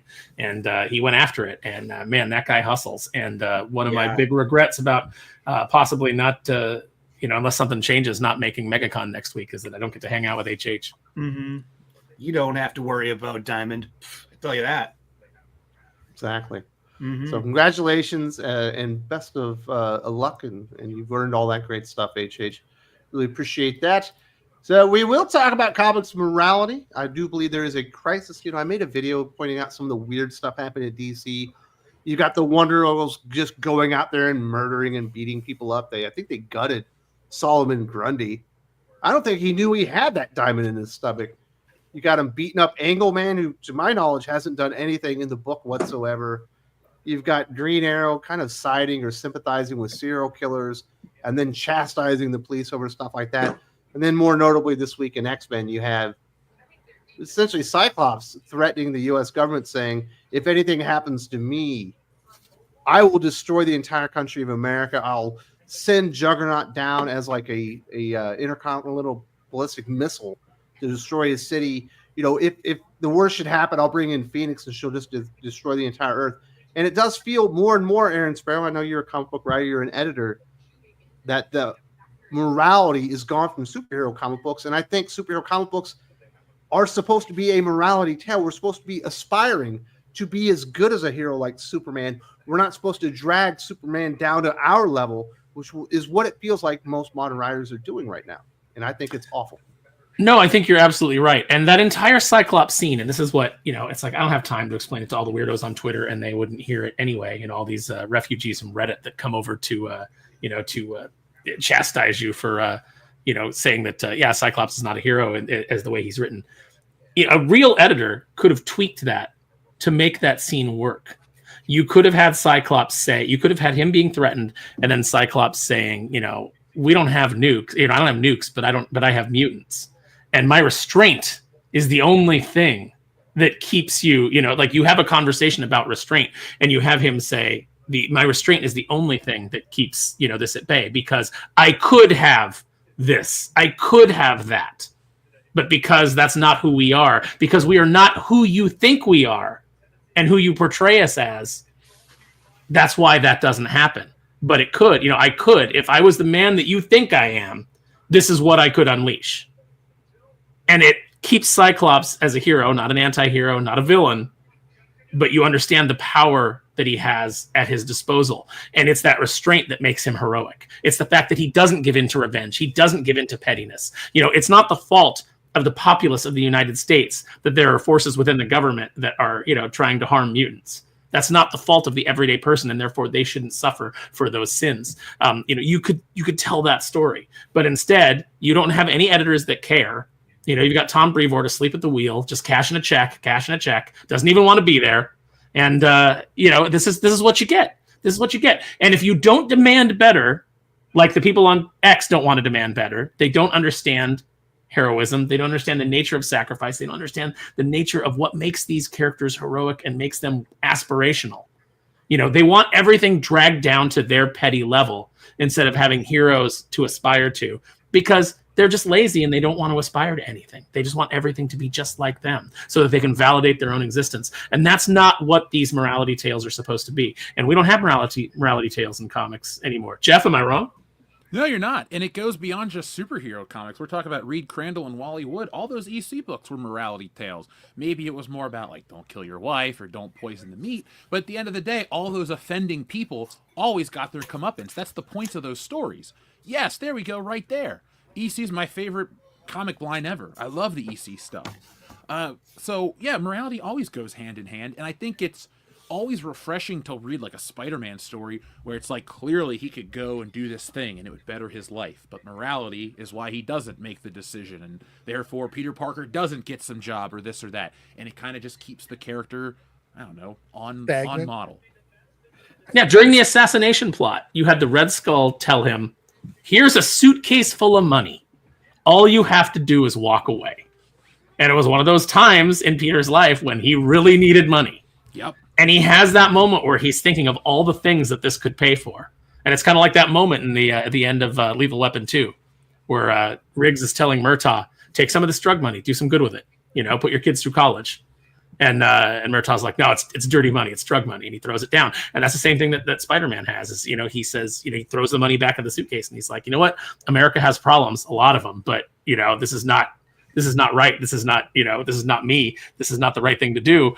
And I remember Red Skull closes the suitcase and goes, "Patriotism must exude its own hormone. Kill him." And then everybody starts shooting at Spider-Man. But it's like, you know, you can have your heroes go through that moment, that temptation to do what is wrong. You know, I'm sure Cyclops is tempted to do those things, but you can't have him actually.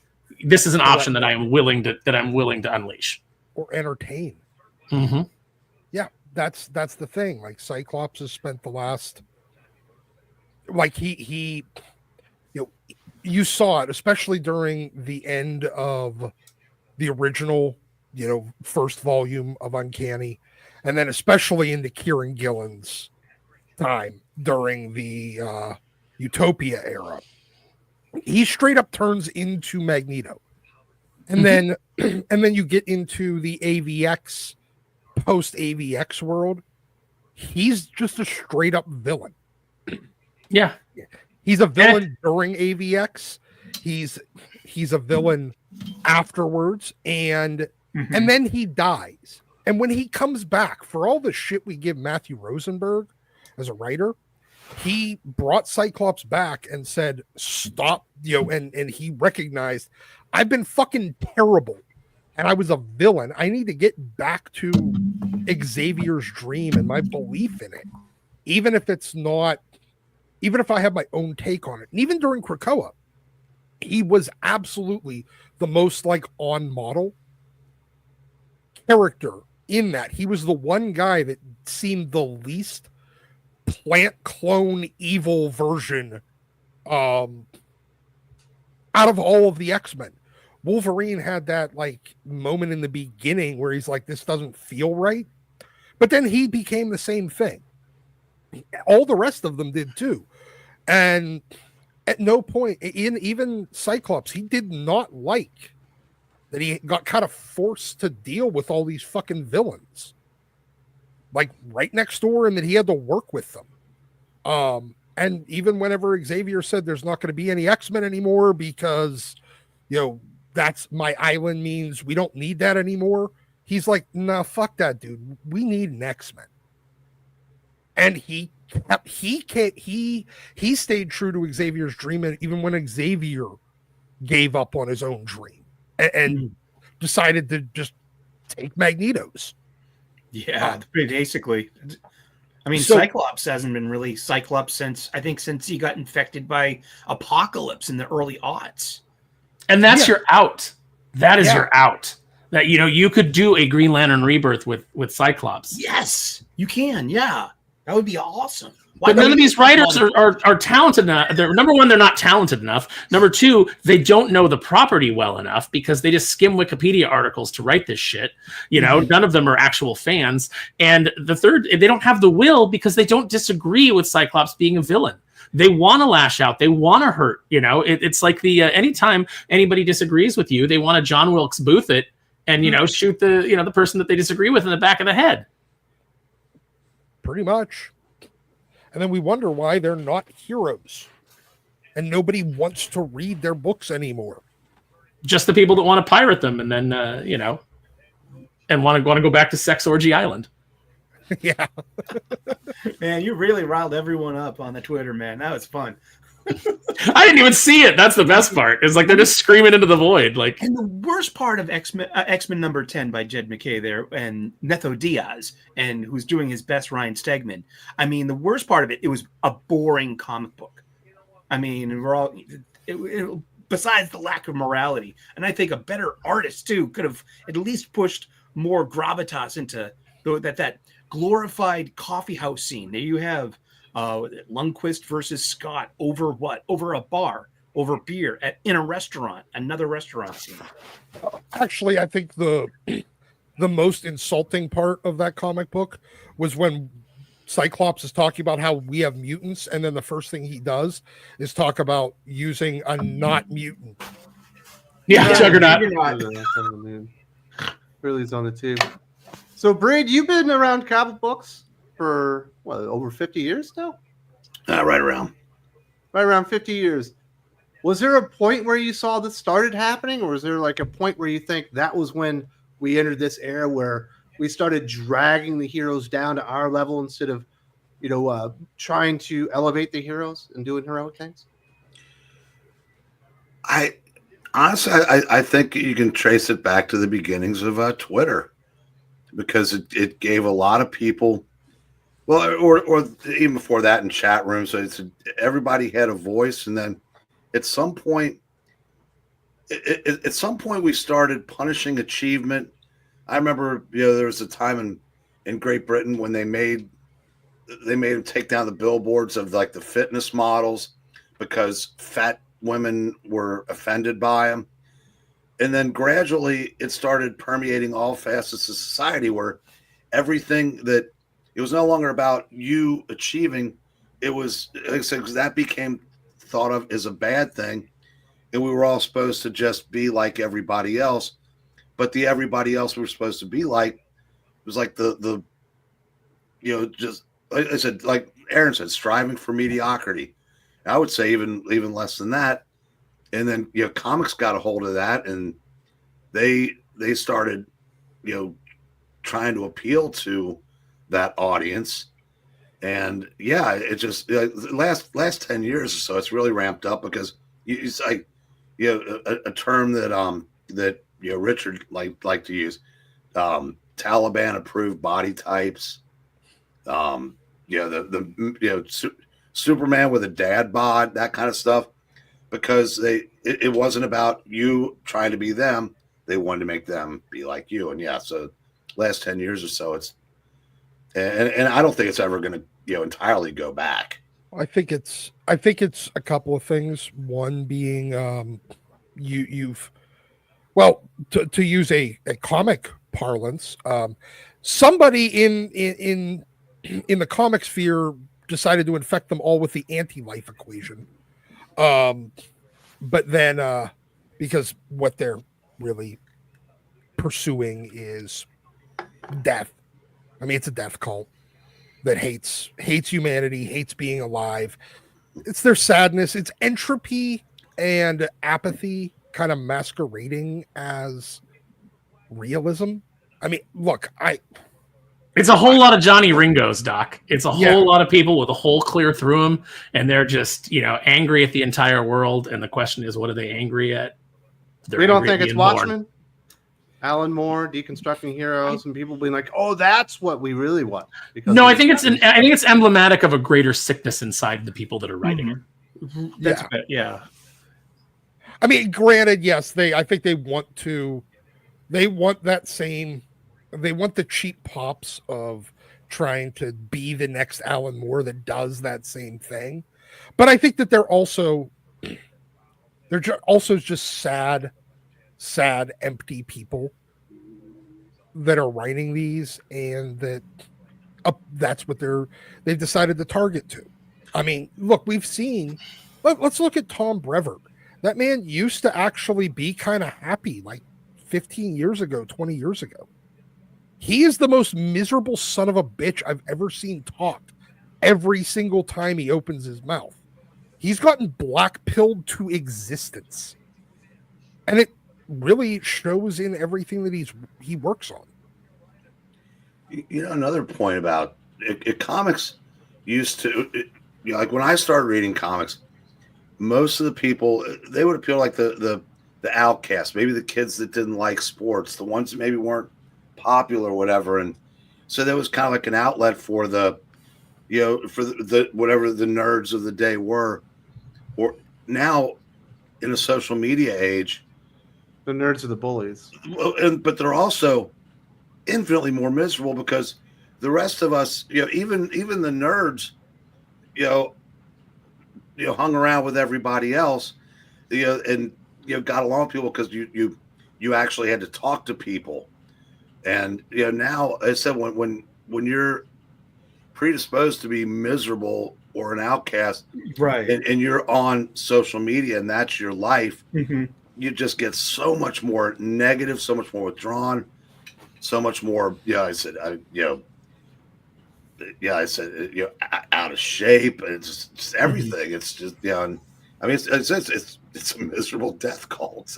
And then using these characters that's meant for a general audience, using them as a proxy for your specific aisle's views, and then othering anyone. Like, it's great, like Wes's Twitter, timeline on that one thing about people just pushing back, being like, "Oh, like you're one of them. You're a fascist for." I did see someone say, "Whenever I see Christian in the bio, I know what it's really all about." Like, no shit, and it's like it's. This is supposed to be for a general audience. They're not. It's a lot of this stuff about the morality. It's like they're trying to replace the old morality of heroism, which has tones of positive masculinity, because all masculinity is toxic because it's rooted in the 20th century. This is turtles all the way down. It's bullshit all the way down. We just need escapism. We just want to have fun. How is this fun? Another thing that's changed is like 50 years ago, nerds weren't self-absorbed narcissists like they seem to be, like the people that we're talking about now, that they have horrible self-image, but yet they have the arrogance of believing that everybody should be just like them. Yep. And that's when you're making comics for people like them, of course the heroes aren't going to be heroes. And well, what used to make the X-Men work was that you had a bunch of characters from different backgrounds with different belief systems that had to coexist within a team, and then also protect a larger world that hated and feared them. That's what made that concept work. Now, the way that the writers come in, there's no allowance for any other viewpoint except far left nihilism. So when that has to be the view of every one of your characters, because none of your characters can disagree with you. And honestly, you don't know enough about anybody else's views to be able to write a character that disagrees with you anyway. You're just putting your voice into each character. This is what you end up with. Only the media illiterate would say something bad about the X-Men being not representing the marginalized. Hoorah. Fuck that. No. Who came up with the media illiterate thing? The media literacy thing has been annoying me for like 6 months. It's a bunch of retards. It's smug words, like just like your media literacy, and it's like no. How about get some literacy on the medium, on comics, and just well, it's a label. It's a label like the guy that said to, as soon as I see Christian in the bio, I know what it's really about. It's just you can attach it. You don't have an argument. You don't have the ability to engage in the debate or in the argument or in the exchange of ideas in an intelligent way. So what you do is you just grab onto a label to dismiss them immediately. And we're all guilty of it. I mean, earlier I was saying that it's just a bunch of broke communists. Now, granted, that tends to bear out to be true, but if anybody came with like a decent argument and not just a knee-jerk dismissal or reaction, I would engage them on that level. I would tell them why I think these things. But you don't get that level. You just get the label and then the dismissal. Well, yeah, I mean, media literacy is a real thing. I mean, and we all possess it. Who doesn't? You have to be a little savvy to be out here. But when somebody uses it, especially from a certain side of the aisle, no shit. I mean, when they say, "Oh, media literacy," you must be in it. It becomes judgmental, and it becomes leverage. It's a way to belittle you and say you're too stupid to understand what you're actually consuming. Sully, follow the literacy. Okay, that's what you need to do. You just need to follow the literacy. But when you read a comic book, and I'll use Watchmen as an example, certainly, I don't think Alan Moore was intending for people to read that book and be like, wow, I think Rorschach's the only one with any moral character in here. And he's probably the hero of the story. And maybe he would say you were media illiterate for taking it that way. But once these stories are putting out there into the public, the way they're perceived is the way they're perceived. And everyone has a different interpretation, everything quite unique. Now, there will be certain things that are similar between people. It's funny that most people that do look at it and say Rorschach was right in everything that he did. He had the honestly, that would make Alan Moore the one that is media illiterate to his own work. He didn't realize the story that he was telling. No, or how he was portraying the character. And look, I guess it comes from a perspective of whether or not you believe in an objective right and wrong or not. And I think that those of us that are here right now, whether or not it's from God or from some other, truth in the universe, we believe that there is an objective reality. And whether we like it or not, and that reality does not necessarily afford us a truth to our liking, versus a bunch of people that want to live with a subjective morality and a subjective reality. And that's where the conflict is going to continue to come from. We believe that, yes, we understand that, the X-Men and mutants have been treated terribly in the Marvel universe, but we also see that what makes them heroes is rising above it. And what makes them heroes is not sacrificing their beliefs for their ends, and that their approach has actually created improvement of their circumstances. There's a very simple illustration of where Cyclops has gone wrong, and it's from the original Star Wars trilogy, which is the Emperor saying, give in to your hate, give in to your anger. And that's what Cyclops has done. He's given in to his anger at what has been done to him and what has been done to his people. It's not a righteous anger anymore. It's a vengeful anger. And that's where he goes from hero to anti-hero to villain. That's the pathway. And that's what they don't understand.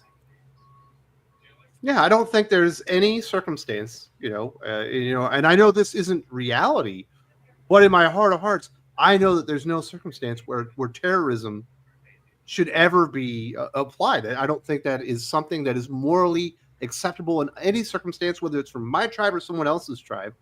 But other people out there be like, but no, you don't understand.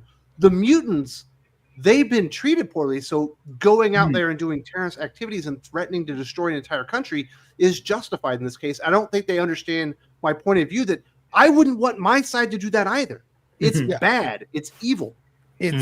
Well, I mean, look, you have the same people that follow the, you've seen it in a lot of like the critical race stuff, that present discrimination is the way to make up for past discrimination. It's not. But there's a lot of people out there that believe that it's the get even with them belief, and they're looking at it as just they have to get even, and the mutants need to get even with humans that oppressed them in the past. And that's, again, we come back to the fact that is the Brotherhood's tactic. It is not the X-Men's. Not Xavier's dream. Nope. No. And Jeff, you say you only really strictly read back issues now in older comic books. Is this part of that, or do you just prefer the paper stock or the price? It's 100% this stuff, because I don't really talk about it on my channel as much, but I was a diehard comic book fan in terms of like every Wednesday I was going to the shop from like 2006 to maybe 2015.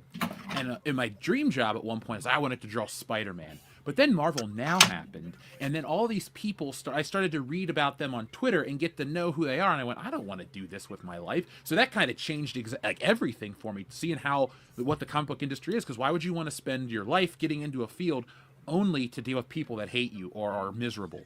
And so all of these factors are why I don't read modern comics. I don't want to go out and give them money. And I don't like the stories. If I'm going to read X-Men, I'm going back to John Byrne and Chris Claremont, just because the issues are better. They're self-contained. They're bigger stories. They're better crafted. And they talk about stuff that still resonates. I think the best art in general always resonates with multi-generations because it's about like the human condition. Like Star Wars, the first Star Wars was great because it doesn't matter if you watch it today or 40 years ago, you still understand Luke Skywalker's dreams and struggles of the Empire, or the rebels against the Empire. It's very easily accessible no matter what era you live in, no matter what country you live in.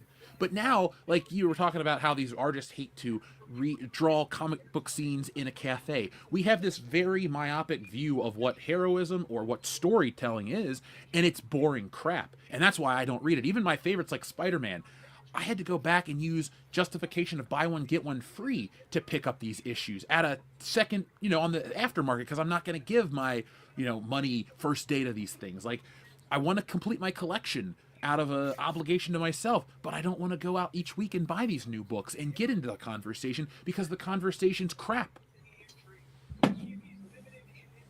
Not exactly pleasant. No. Well, I think what's up? Well, you brought up Chris Condon's Green Arrow, which I thought was a really good point in your video, and because Green Arrow himself, Uncle Ollie is going to be the most woke person at the dinner table, and that's that. But he's a great place for that voice because he's been crafted like as such. And then for you, but that thing with the police, and then the cancer patient who was the big bad, and it's just like, I mean, like. Really I mean, the police officer would be like, well, he's got a point. It's like, no, he doesn't have a point. This was a serial killer. He's whining about due process. The character got due process. They weren't executed for being a serial killer. They were brought in for questioning, and they died not while being interrogated by enhanced means. They died because they were of their cancer or whatever. They were getting their due process. I don't even know what the fuck his point was, but he was just sitting there like, oh, it's not the serial killer's fault. They were completely justified in doing this. It's like, no. And there we go. We go, huh? And when we all have this chorus of, huh? That's where we know, like, it's failing that kind of basic morality test that, of comic books, of superhero comic books. And I mean, I think the basic morality is quite simple. They have to be better than us. They can have flaws like us, but when it comes to and they can be tempted, they can be coerced into going the wrong direction. But once they have to recognize it and then course correct, because while their moral compass may always point true north, sometimes it can get pulled a little off to the side. Yeah, everybody's got advice. Like Scott could be tempted by women. Yes, he could be, especially redheads and blondes.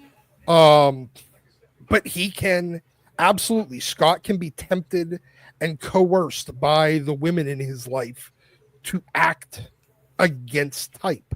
Wolverine can give into his more base instincts.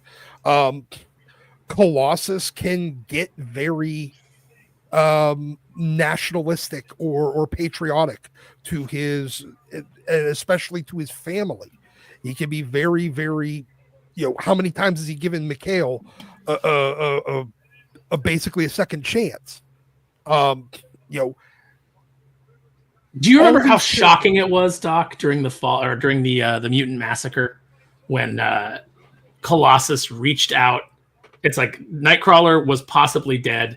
Kitty was screaming because she got hit with harpoon, and Colossus is trying to get to them, and Riptide gets in his way, and how shocking it was that Colossus reached out and grabbed him and snapped Riptide's neck. That was a shocking moment. Yeah. And because it was so beyond what we had seen from the Gentle Soul of Colossus. You know, you can push the character to that limit where they make a mistake. But then if you send them down the path of always being that character, always being a murderer, they're no longer a hero. The beginning of heroism is the ability and the willingness to turn the other cheek. And that's what we've gotten away from with these comics. Absolutely. I mean, and they need to. We've had like, what, we're at like 12 years now, going back to basically the time of when Kieran Gillen got on to X-Men, that especially Scott and the X-Men in general have lost their moral compass. And what have we seen in those years? Their sales just keep dropping and dropping. And suddenly the book that didn't need a relaunch, even when the entire Marvel universe got relaunched, including ASM, back around Heroes Reborn and Heroes Return, when every other title got relaunched because they were lagging in sales, X-Men didn't.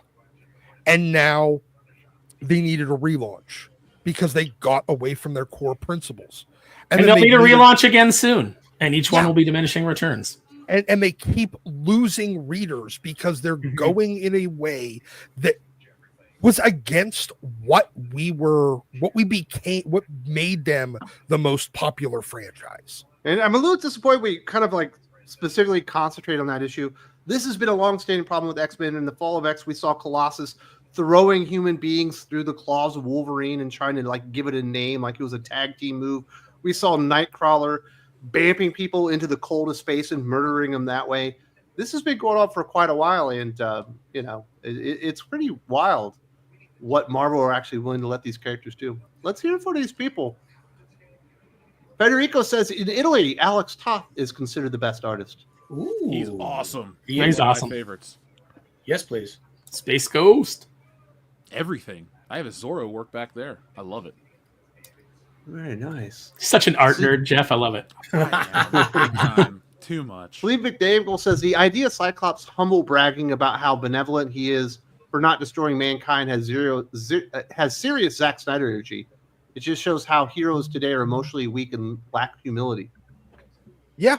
Like I said, you can have that scene, but it has to be a scene about the restraint. Like if we were, it has to be coupled with if we were who you portray us as, if we were who you think we are, this is what I could do. But I would never even consider. I would never do that because I am not what you think I am. This is why I always considered Man of Steel kind of a litmus test for people, because Superman that wouldn't have saved his dad, a Superman that would have killed Zod in that circumstance, that's the litmus test. If you believe those things that Zack Snyder did in that movie were the who they are, sorry, that's not who they are. Even something like destroying that guy's livelihood, going outside and taking revenge on that guy by destroying his truck. Yeah. That entire scene is predicated on stupidity, because in that situation where Clark is working at that place, the guy shoves him and he doesn't move, and that's actually a great moment. When the guy shoves him and Clark just stands there. There would be nothing untoward, nothing that anybody would think anything suspicious of if Clark just grabbed that guy and threw him outside like a bouncer. You know, like that, nobody would have said anything. But instead, Clark just lets it go, but then goes outside and does something very petty. It's a deconstruction of the character to a point that the character is unrecognizable. And that's why Henry Cavill never really got to play Superman. And he would have been a great... Well, and that's why Zack Snyder says, you're just a loser in his mom's basement that's never gotten to fuck. That's the only reason you wouldn't like my version of Superman. And you lack cultural literacy and media literacy. Well, don't you think we have an issue, though, where some of this, I'm not disagreeing with any of this because I'm on the same page, but don't you think some of these changes aren't necessarily for deconstruction, but trying to keep these characters relevant in a modern age where, we're talking about characters that are nearly 90 years old for Superman at this point, and you're trying to keep it relevant. And newer stuff, there's less of a morality to it, and there's more of a harder edge. Look at the stuff like in the 80s. You got like a Schwarzenegger type character who's the hero, but man, does he kill. Like, and use James Bond for But that's an not example. a superhero. That's just a hero. No, but I'm trying to There's say a difference between Superman and John Wick. Yes, but what I'm trying to say is it's all entertainment, and you're vying for people's attention. And there is the cultural landscape does shift, because if you use like James Bond for an example, what's acceptable in each era, James Bond reflects, or what is considered cool character he reflects, and morality changes and this and that. And I think it's a losing effort to try to change these superheroes to fit into the modern scale to be cool, because the people that are reading them like them because they are the way they are. But I do think a lot of these writers are ill-equipped to try to modernize things, because there are ways you can modernize it. Like if you look at the John Byrne Superman, because when you mentioned Man of Steel, I thought, are you talking the book? No, I like that version of Superman. Love it. The empowered stuff. But I also don't want Golly G. Willikers, Miss Lane, Jimmy Olsen. I kind of want like a modern version. Like that's kind of the part of the movie that makes me laugh the most, is how dated Jimmy Olsen is compared to 1978 Lois Lane. I don't know. I'm just thinking about that out loud. Well, no, Jeff, it's funny because that was the when I would talk about Man of Steel, right after it came out, people would always be like, "Well, Zack Snyder's just trying to make Superman more relatable. He's trying to make him more like us." And my answer to that was always like, "I'm not interested in a Superman that's more like us. I'm interested in us aspiring to be more like Superman. That is the point of Superman." And there's plenty of characters that you can go watch The Punisher if that's what if that's your cup of tea, and and I love The Punisher. It's a different type of story because I like all different types of characters. But that's what makes the world go round, is each of these characters being different and sticking true to who they are in the face of all these things. That's why Superman is aspirational, because no matter how the world changes, Superman's morality is timeless. And that's so as the world gets darker, Superman gets more important and more interesting to me, because he is such a contrast to the world that we live in. Here, yeah. The other thing about Man of Steel is that you know what? I lost the thought. Let's not go into another Snyder deconstruction. But we survived those movies. Thankfully, they're done. Yeah, we absolutely did. Oh, Manchester Black. I think was it Joe Kelly or was it Joe Casey? I always mix those two up on stories. The laser on him. Right, yeah, or whatever. Yeah, where it's like him versus the elite. Where it's just basically this idea that Superman is outdated, and just a great story about how we need a timeless Superman that has that old school, those old school values. That's what I'm talking about. We need to get to, like, show that outside world of what it's like to be modern like him, and then you bring in your classic element, and then you remember why you like this character, and then all you got to do to make it appealing to the next generation is just put it on TV and make toys. You don't need to put a message in your, what I'm saying? Like, if you make Superman popular, by just putting him everywhere and making him true to be Superman. It works for Spider-Man to a degree, so just rinse and repeat. Well, I mean, I know I was reading this X-Men, and I came back to, who it sounded like when Scott was talking? It sounded like I was hearing either Jenny Sparks or Jack Hawksmoor. While I love the fucking Authority, I don't love them the way I love the X-Men, or for the reasons I love the X-Men. They're different things, and they need to be different. Absolutely. Nerd says, and I think this is facetious, it's y'all who don't understand identity, morality. Good is born good, bad is born bad, actions are irrelevant. Everything is within the state. Remember, that's true. And as soon as you've done something, I think that's sarcasm from Nerd there. But as soon as you commit a crime, or you make a mistake, then you're forever stained. That's the interesting thing about these people, is that they're also that crowd. And this guy who was like, if you're saying that what Cyclops is saying is wrong, this is more about your morality. I guarantee you, if I bothered to go through this guy's timeline, there's going to be a bunch of Free Palestine in there. And it's like, so it's like, okay, so so terrorist acts, you are justifying that. That is fine. And then you're okay with, but conversely, you're saying this, but you're also then condemning Israel for doing exactly what Cyclops is suggesting here, going in with a huge amount of force and not worried about the collateral damage at all, and so innocent people are dying. It's like, that's what you're saying is okay, even though I'm sure that you have Free Palestine somewhere in your tweets. Okay, you are ideologically inconsistent. Well, yeah, everyone's a little bit of a hypocrite from time to time. But nerds, you just messing with me. This psychopathy started on LiveJournal, moved to Tumblr, then to Twitter, and then to society. There is a clear history of this mental infestation. Glee was a huge turning point. I don't know about Glee because I didn't The show Glee. I've never seen it, but I know it's Me about neither. singing. yeah. The theater kid's taking over, man. The theater kid's taking over. In fairness, that Theater is a kids good aren't point. terrible. You know what? That actually, I'm gonna have my super villain moment right now. Theater kids, if you don't immediately out of high school end up in the theater, you need to be put in camps and possibly exterminated.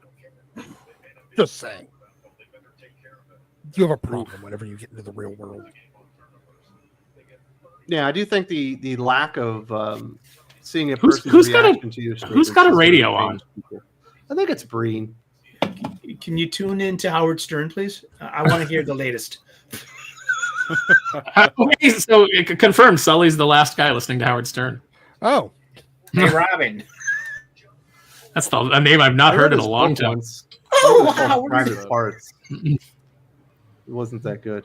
I'm sorry that our conversation isn't interesting enough for you, Breen. You've got to stimulate watching yourself the thing. elsewhere. I've got College Game Day on. College game. Oh, basketball. basketball. No, I get it. Mr. DC Comics, what does it say about the casual audience on morality where the Deadpool Wolverine movie makes $1 billion, yet Superman gets criticized through the roof?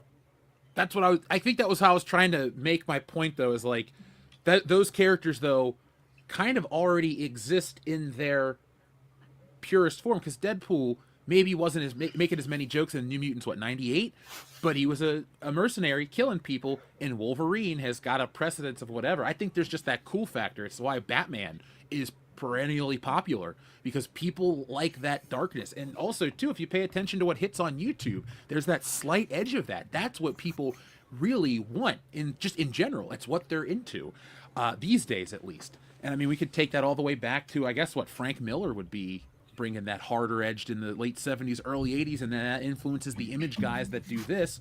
And then that's what people my age grew up on, and that's what everybody thinks is comic books. Because I don't Who's think they went criticizing back. Superman the movie though? I mean, it hasn't even come out. We've just gotten the 2 teaser trailers. They look fine.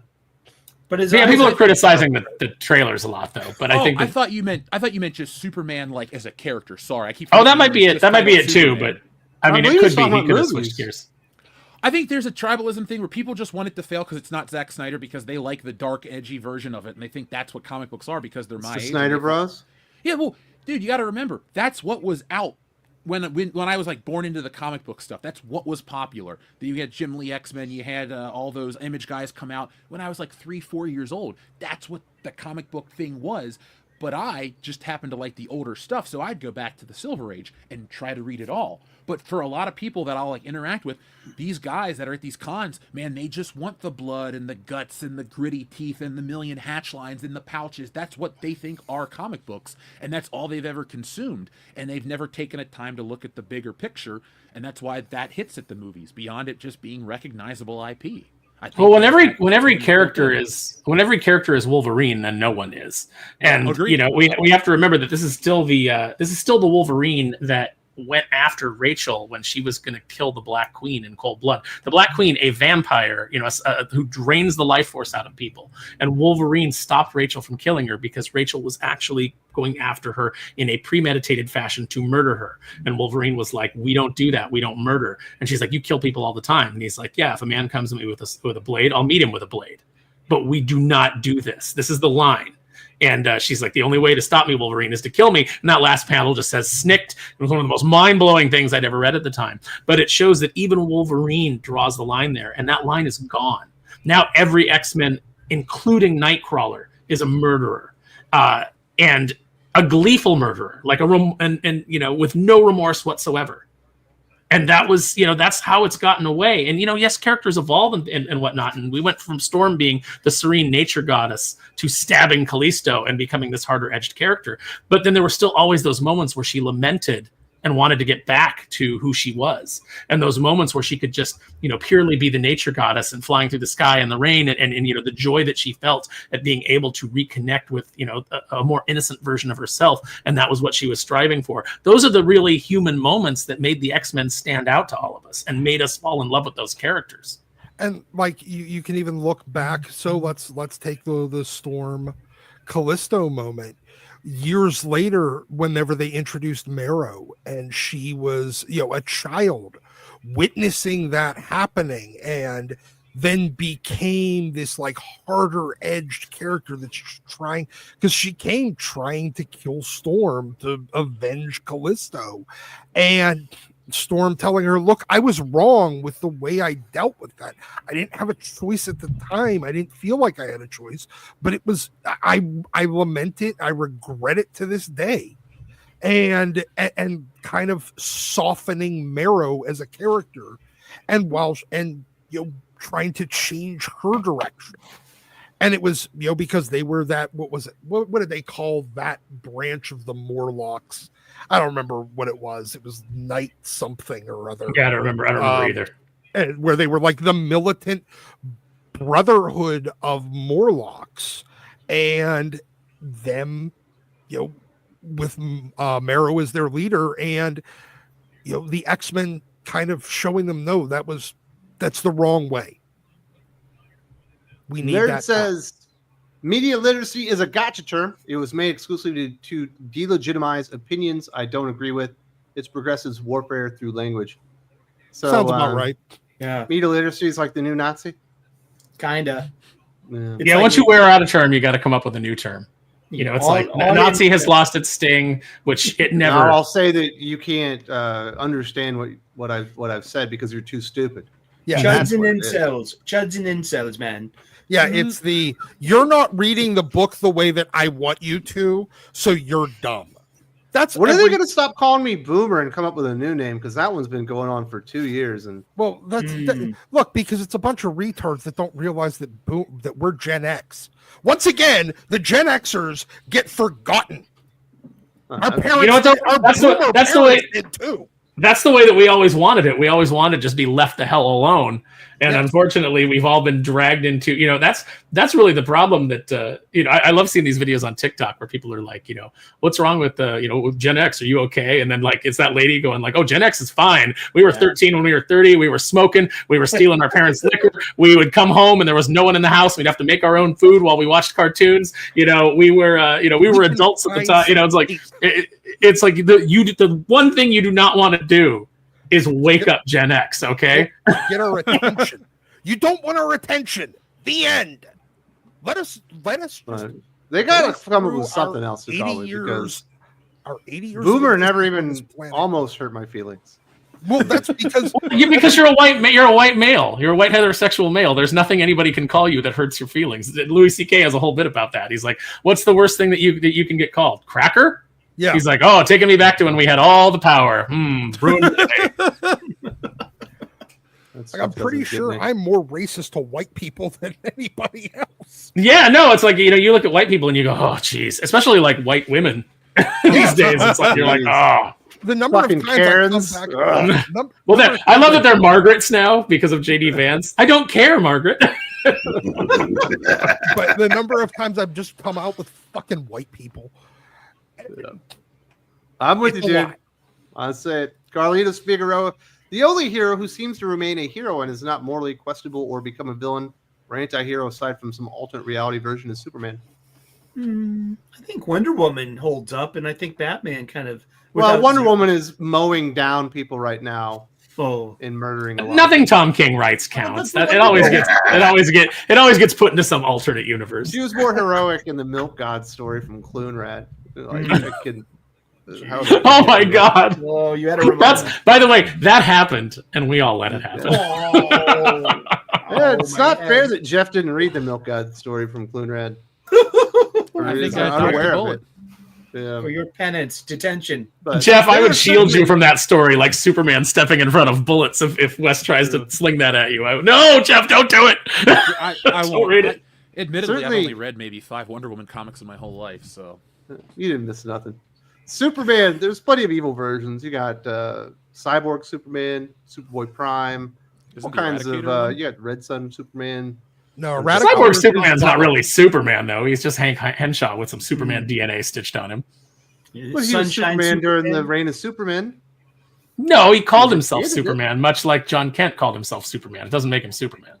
Yeah, but there's plenty of bad versions. But anytime you try to take Superman in a really darker direction, the response from DC fans is always so negative. You have to pull it back almost immediately. They'll let you do whatever the fuck you want with Batman. You try doing that shit with Superman, they do get upset. Oh, I don't know. They let John Ridley have him get raped in prison. Yeah, that's not an evil act to be abused, I guess. No, but it's still, you're taking the character in a direction that character should not be taken. Is in. that That's canonical? Yes. Because it happened to Kyle Rayner too. Remember, Bueno Excelente and his powers. Excelente. Bueno. Bueno The pages of Excelente it. is a great name, isn't it? That should Yeah. definitely be a villain. Well, just the way he was always drawn by John McCrae, the fact that he is always sweating. It's like there's snow on the ground and he's covered in sweat. It's just, oh, God. Definitely want to say thank you very much for all the super chats and in the conversation. It looks like people are having a very good time. We got the best chat in all the biz, even better than World Class Bullshitters. Although Jeff probably disagrees. But I guess it's time to. Well, before we get to the recommendations, we should definitely thank our sponsors for today's live stream once again. A shout out to TCM Press for sponsoring today's live stream. TCM Press is bringing you Megacon 2025 exclusives that you don't want to miss. We've got Silent Nights by Jamie Tyndall, Depths of Valor by John Jiang, and Unholy Nightmare by Vu Dan. These incredible titles will be available in regular, foil, and metal covers, but only in very limited quantities. Mark your calendars. They drop February 3rd from 7 p.m. to 9 p.m. Eastern Standard Time at thecomicmint.com. If you missed the online release, don't fret. The remaining stock will be available at Megacon 2025. And while you're there, stop by the Comic Mint and TCM Press booth number 3038 to meet Dolan, a.k.a. Drew, Stephen Finkel, and Murphy herself, and get your copies signed. Don't wait long. When they're gone, they're gone. See you at Megacon 2025. And once again, thank you very much to TCM Press for sponsoring today's live stream and supporting Thinking Critical YouTube. So, Damn, Aaron, putting some mustard on that hot dog, Wes. yeah, that's what I got to do, baby. Now, Aaron, obviously being part of the TCM Press family, the most interesting person to meet is going to be Murphy. Oh, yeah. Yeah, come on. They don't realize she's the brains behind the whole scheme.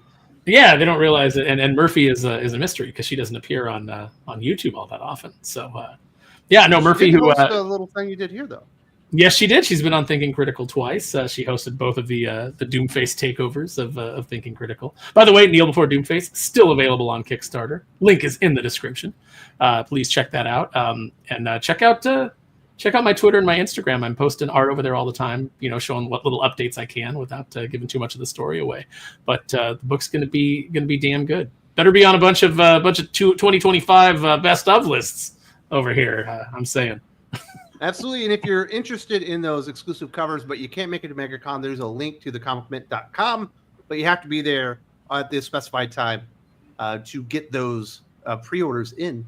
Now let's get into some comic book recommendations and wrap this sumbitch up. We do have The Muff Diver, courtesy of World Class Bullshitters. Jeff, are you recommending people read comic books this week? Do you have anything in mind? Well, I'm just going to recommend some classic stuff. Either check out EC. I've been picking up these $20 collections just because the $50 you ones and I do Breen are have, going to be but they're fun. buddies. That's his favorite right now. Or I'd say I'm reading some old heavy metal. It's nice to read some sci-fi and some other stuff from other eras where I guess they're still trying to say something before heavy metal started out in the 90s. But yeah, those are my two recommendations. Check out some classic stuff because the modern stuff just isn't doing it. Is there anything going on at World Class Bullshitters people should be aware of? Maybe a recent video? Come on, Sully! When you're playing with paper bags, you gotta mute. What, me? I'm on mute. Oh, somebody's playing with paper bags. It was probably Breen. It is. Folks, you can check Damn out it, all Breen. of our. You can check out our new videos over on WCBS, folks. The Hasbro stuff's been blowing up. We've got a lot of views out of that. Be on the lookout for Stealing Solo 2. And, yeah, just in general, keep up with WCBS for all your updates. This is a big year already, and we're going to end it even bigger. And we'll definitely see if we can get him back on the channel, talk some more geek stuff. We've got Kalichioki here. Panel, does Superman have a no-kill rule to the extent like Batman? Personally, I think he can, but only if there is truly no other option. He'll exhaust all other options before considering it. I think he has an even more stringent no-kill rule than Batman. But he doesn't need a no-kill rule because Batman, I think if he killed someone, would be addicted to killing. He'd never be able to stop himself. Whereas Superman, I don't think, needs to put that restrictions on himself because he just doesn't kill. Although there have been instances, Aaron, where Superman has killed, but it's very odd. Yeah, and it's generally usually written out of continuity at some point. Once you take the character down that path, there's Can no Superman real kill if there's no other option? No. That's what makes him Superman. I think Superman finds a way. Yeah. That's a part of And his that's character. why no one likes the Snyder Man of Steel movie. Yeah, because there's so many ways that One of the everything in that movie is so set up for because the story needs to happen. You know, anybody who defends the Jonathan Kent death, it's hey Clark, take this kid and you go over there and I'll go rescue the dog because that makes sense. You know, and then I'll get my foot caught and die in the hurricane and not allow you to save me because that's what needs to happen. When really, Jonathan Kent, the older man, nobody in that crowd would have had a question about the older man taking the kid and the younger guy going to save the dog.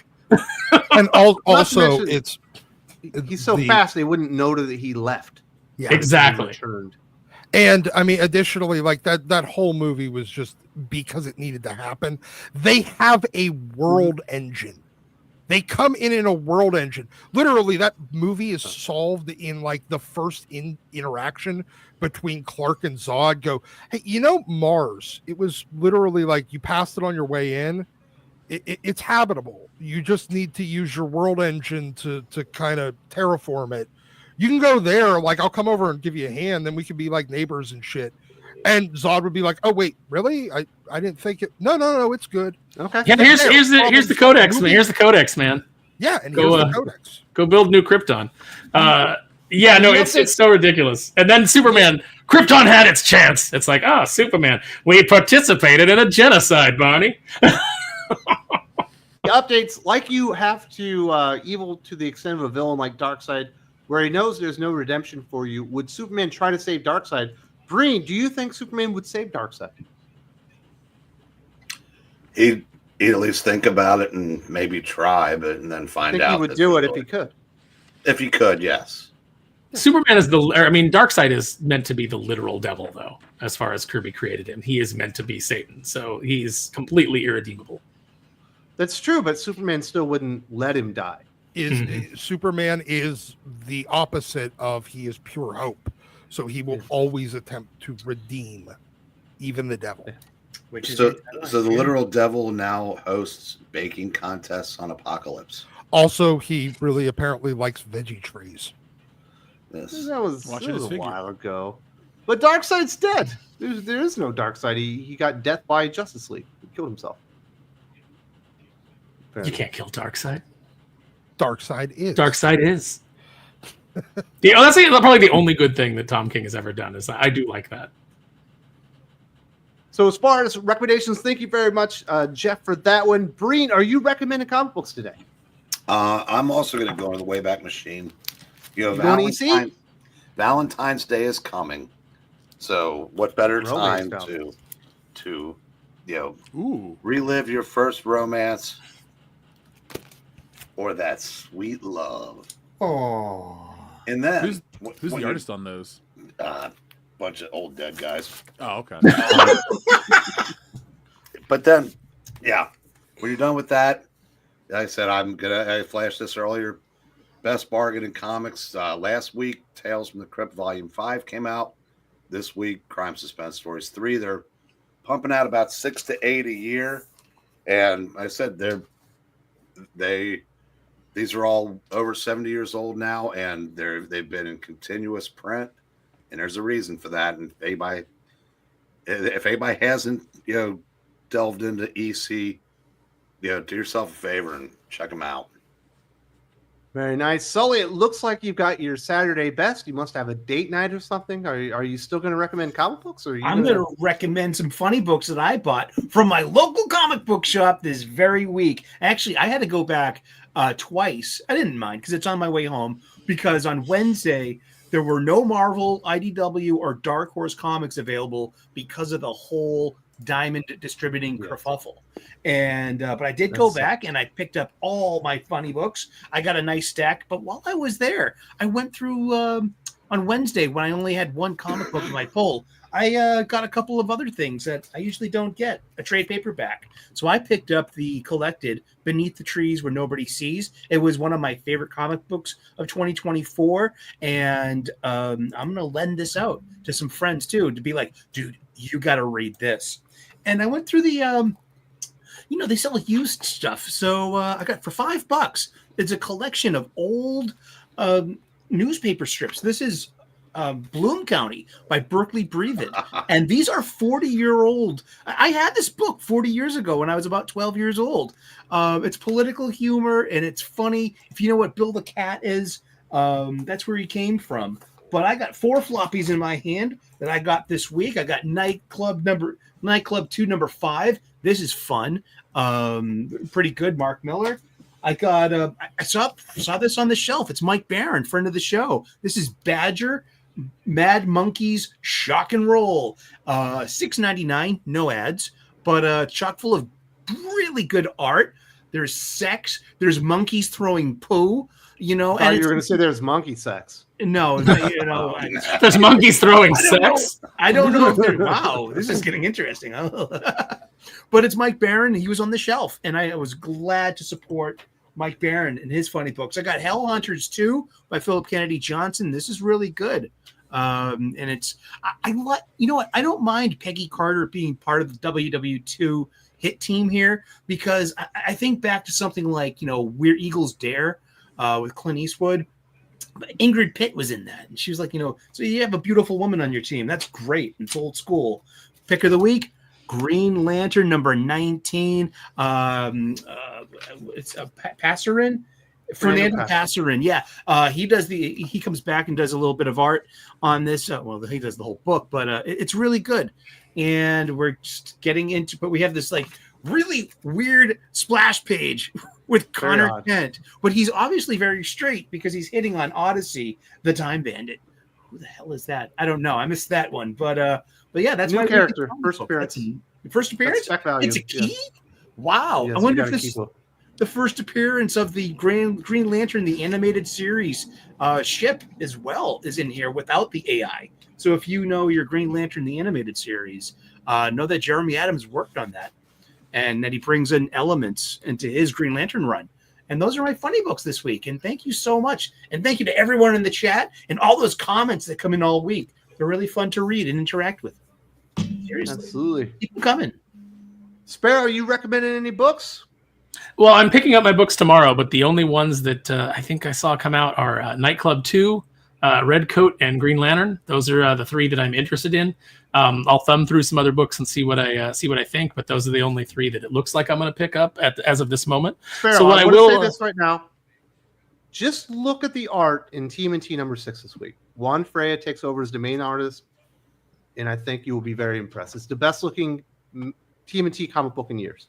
I will check it out. And Wes, that is a perfect segue, because my recommendations this week are I found the NECA Leonardo and the NECA Michelangelo that are based off of a Original. poster. Yes, and they are based off of a poster that I had up in my room when I was a kid.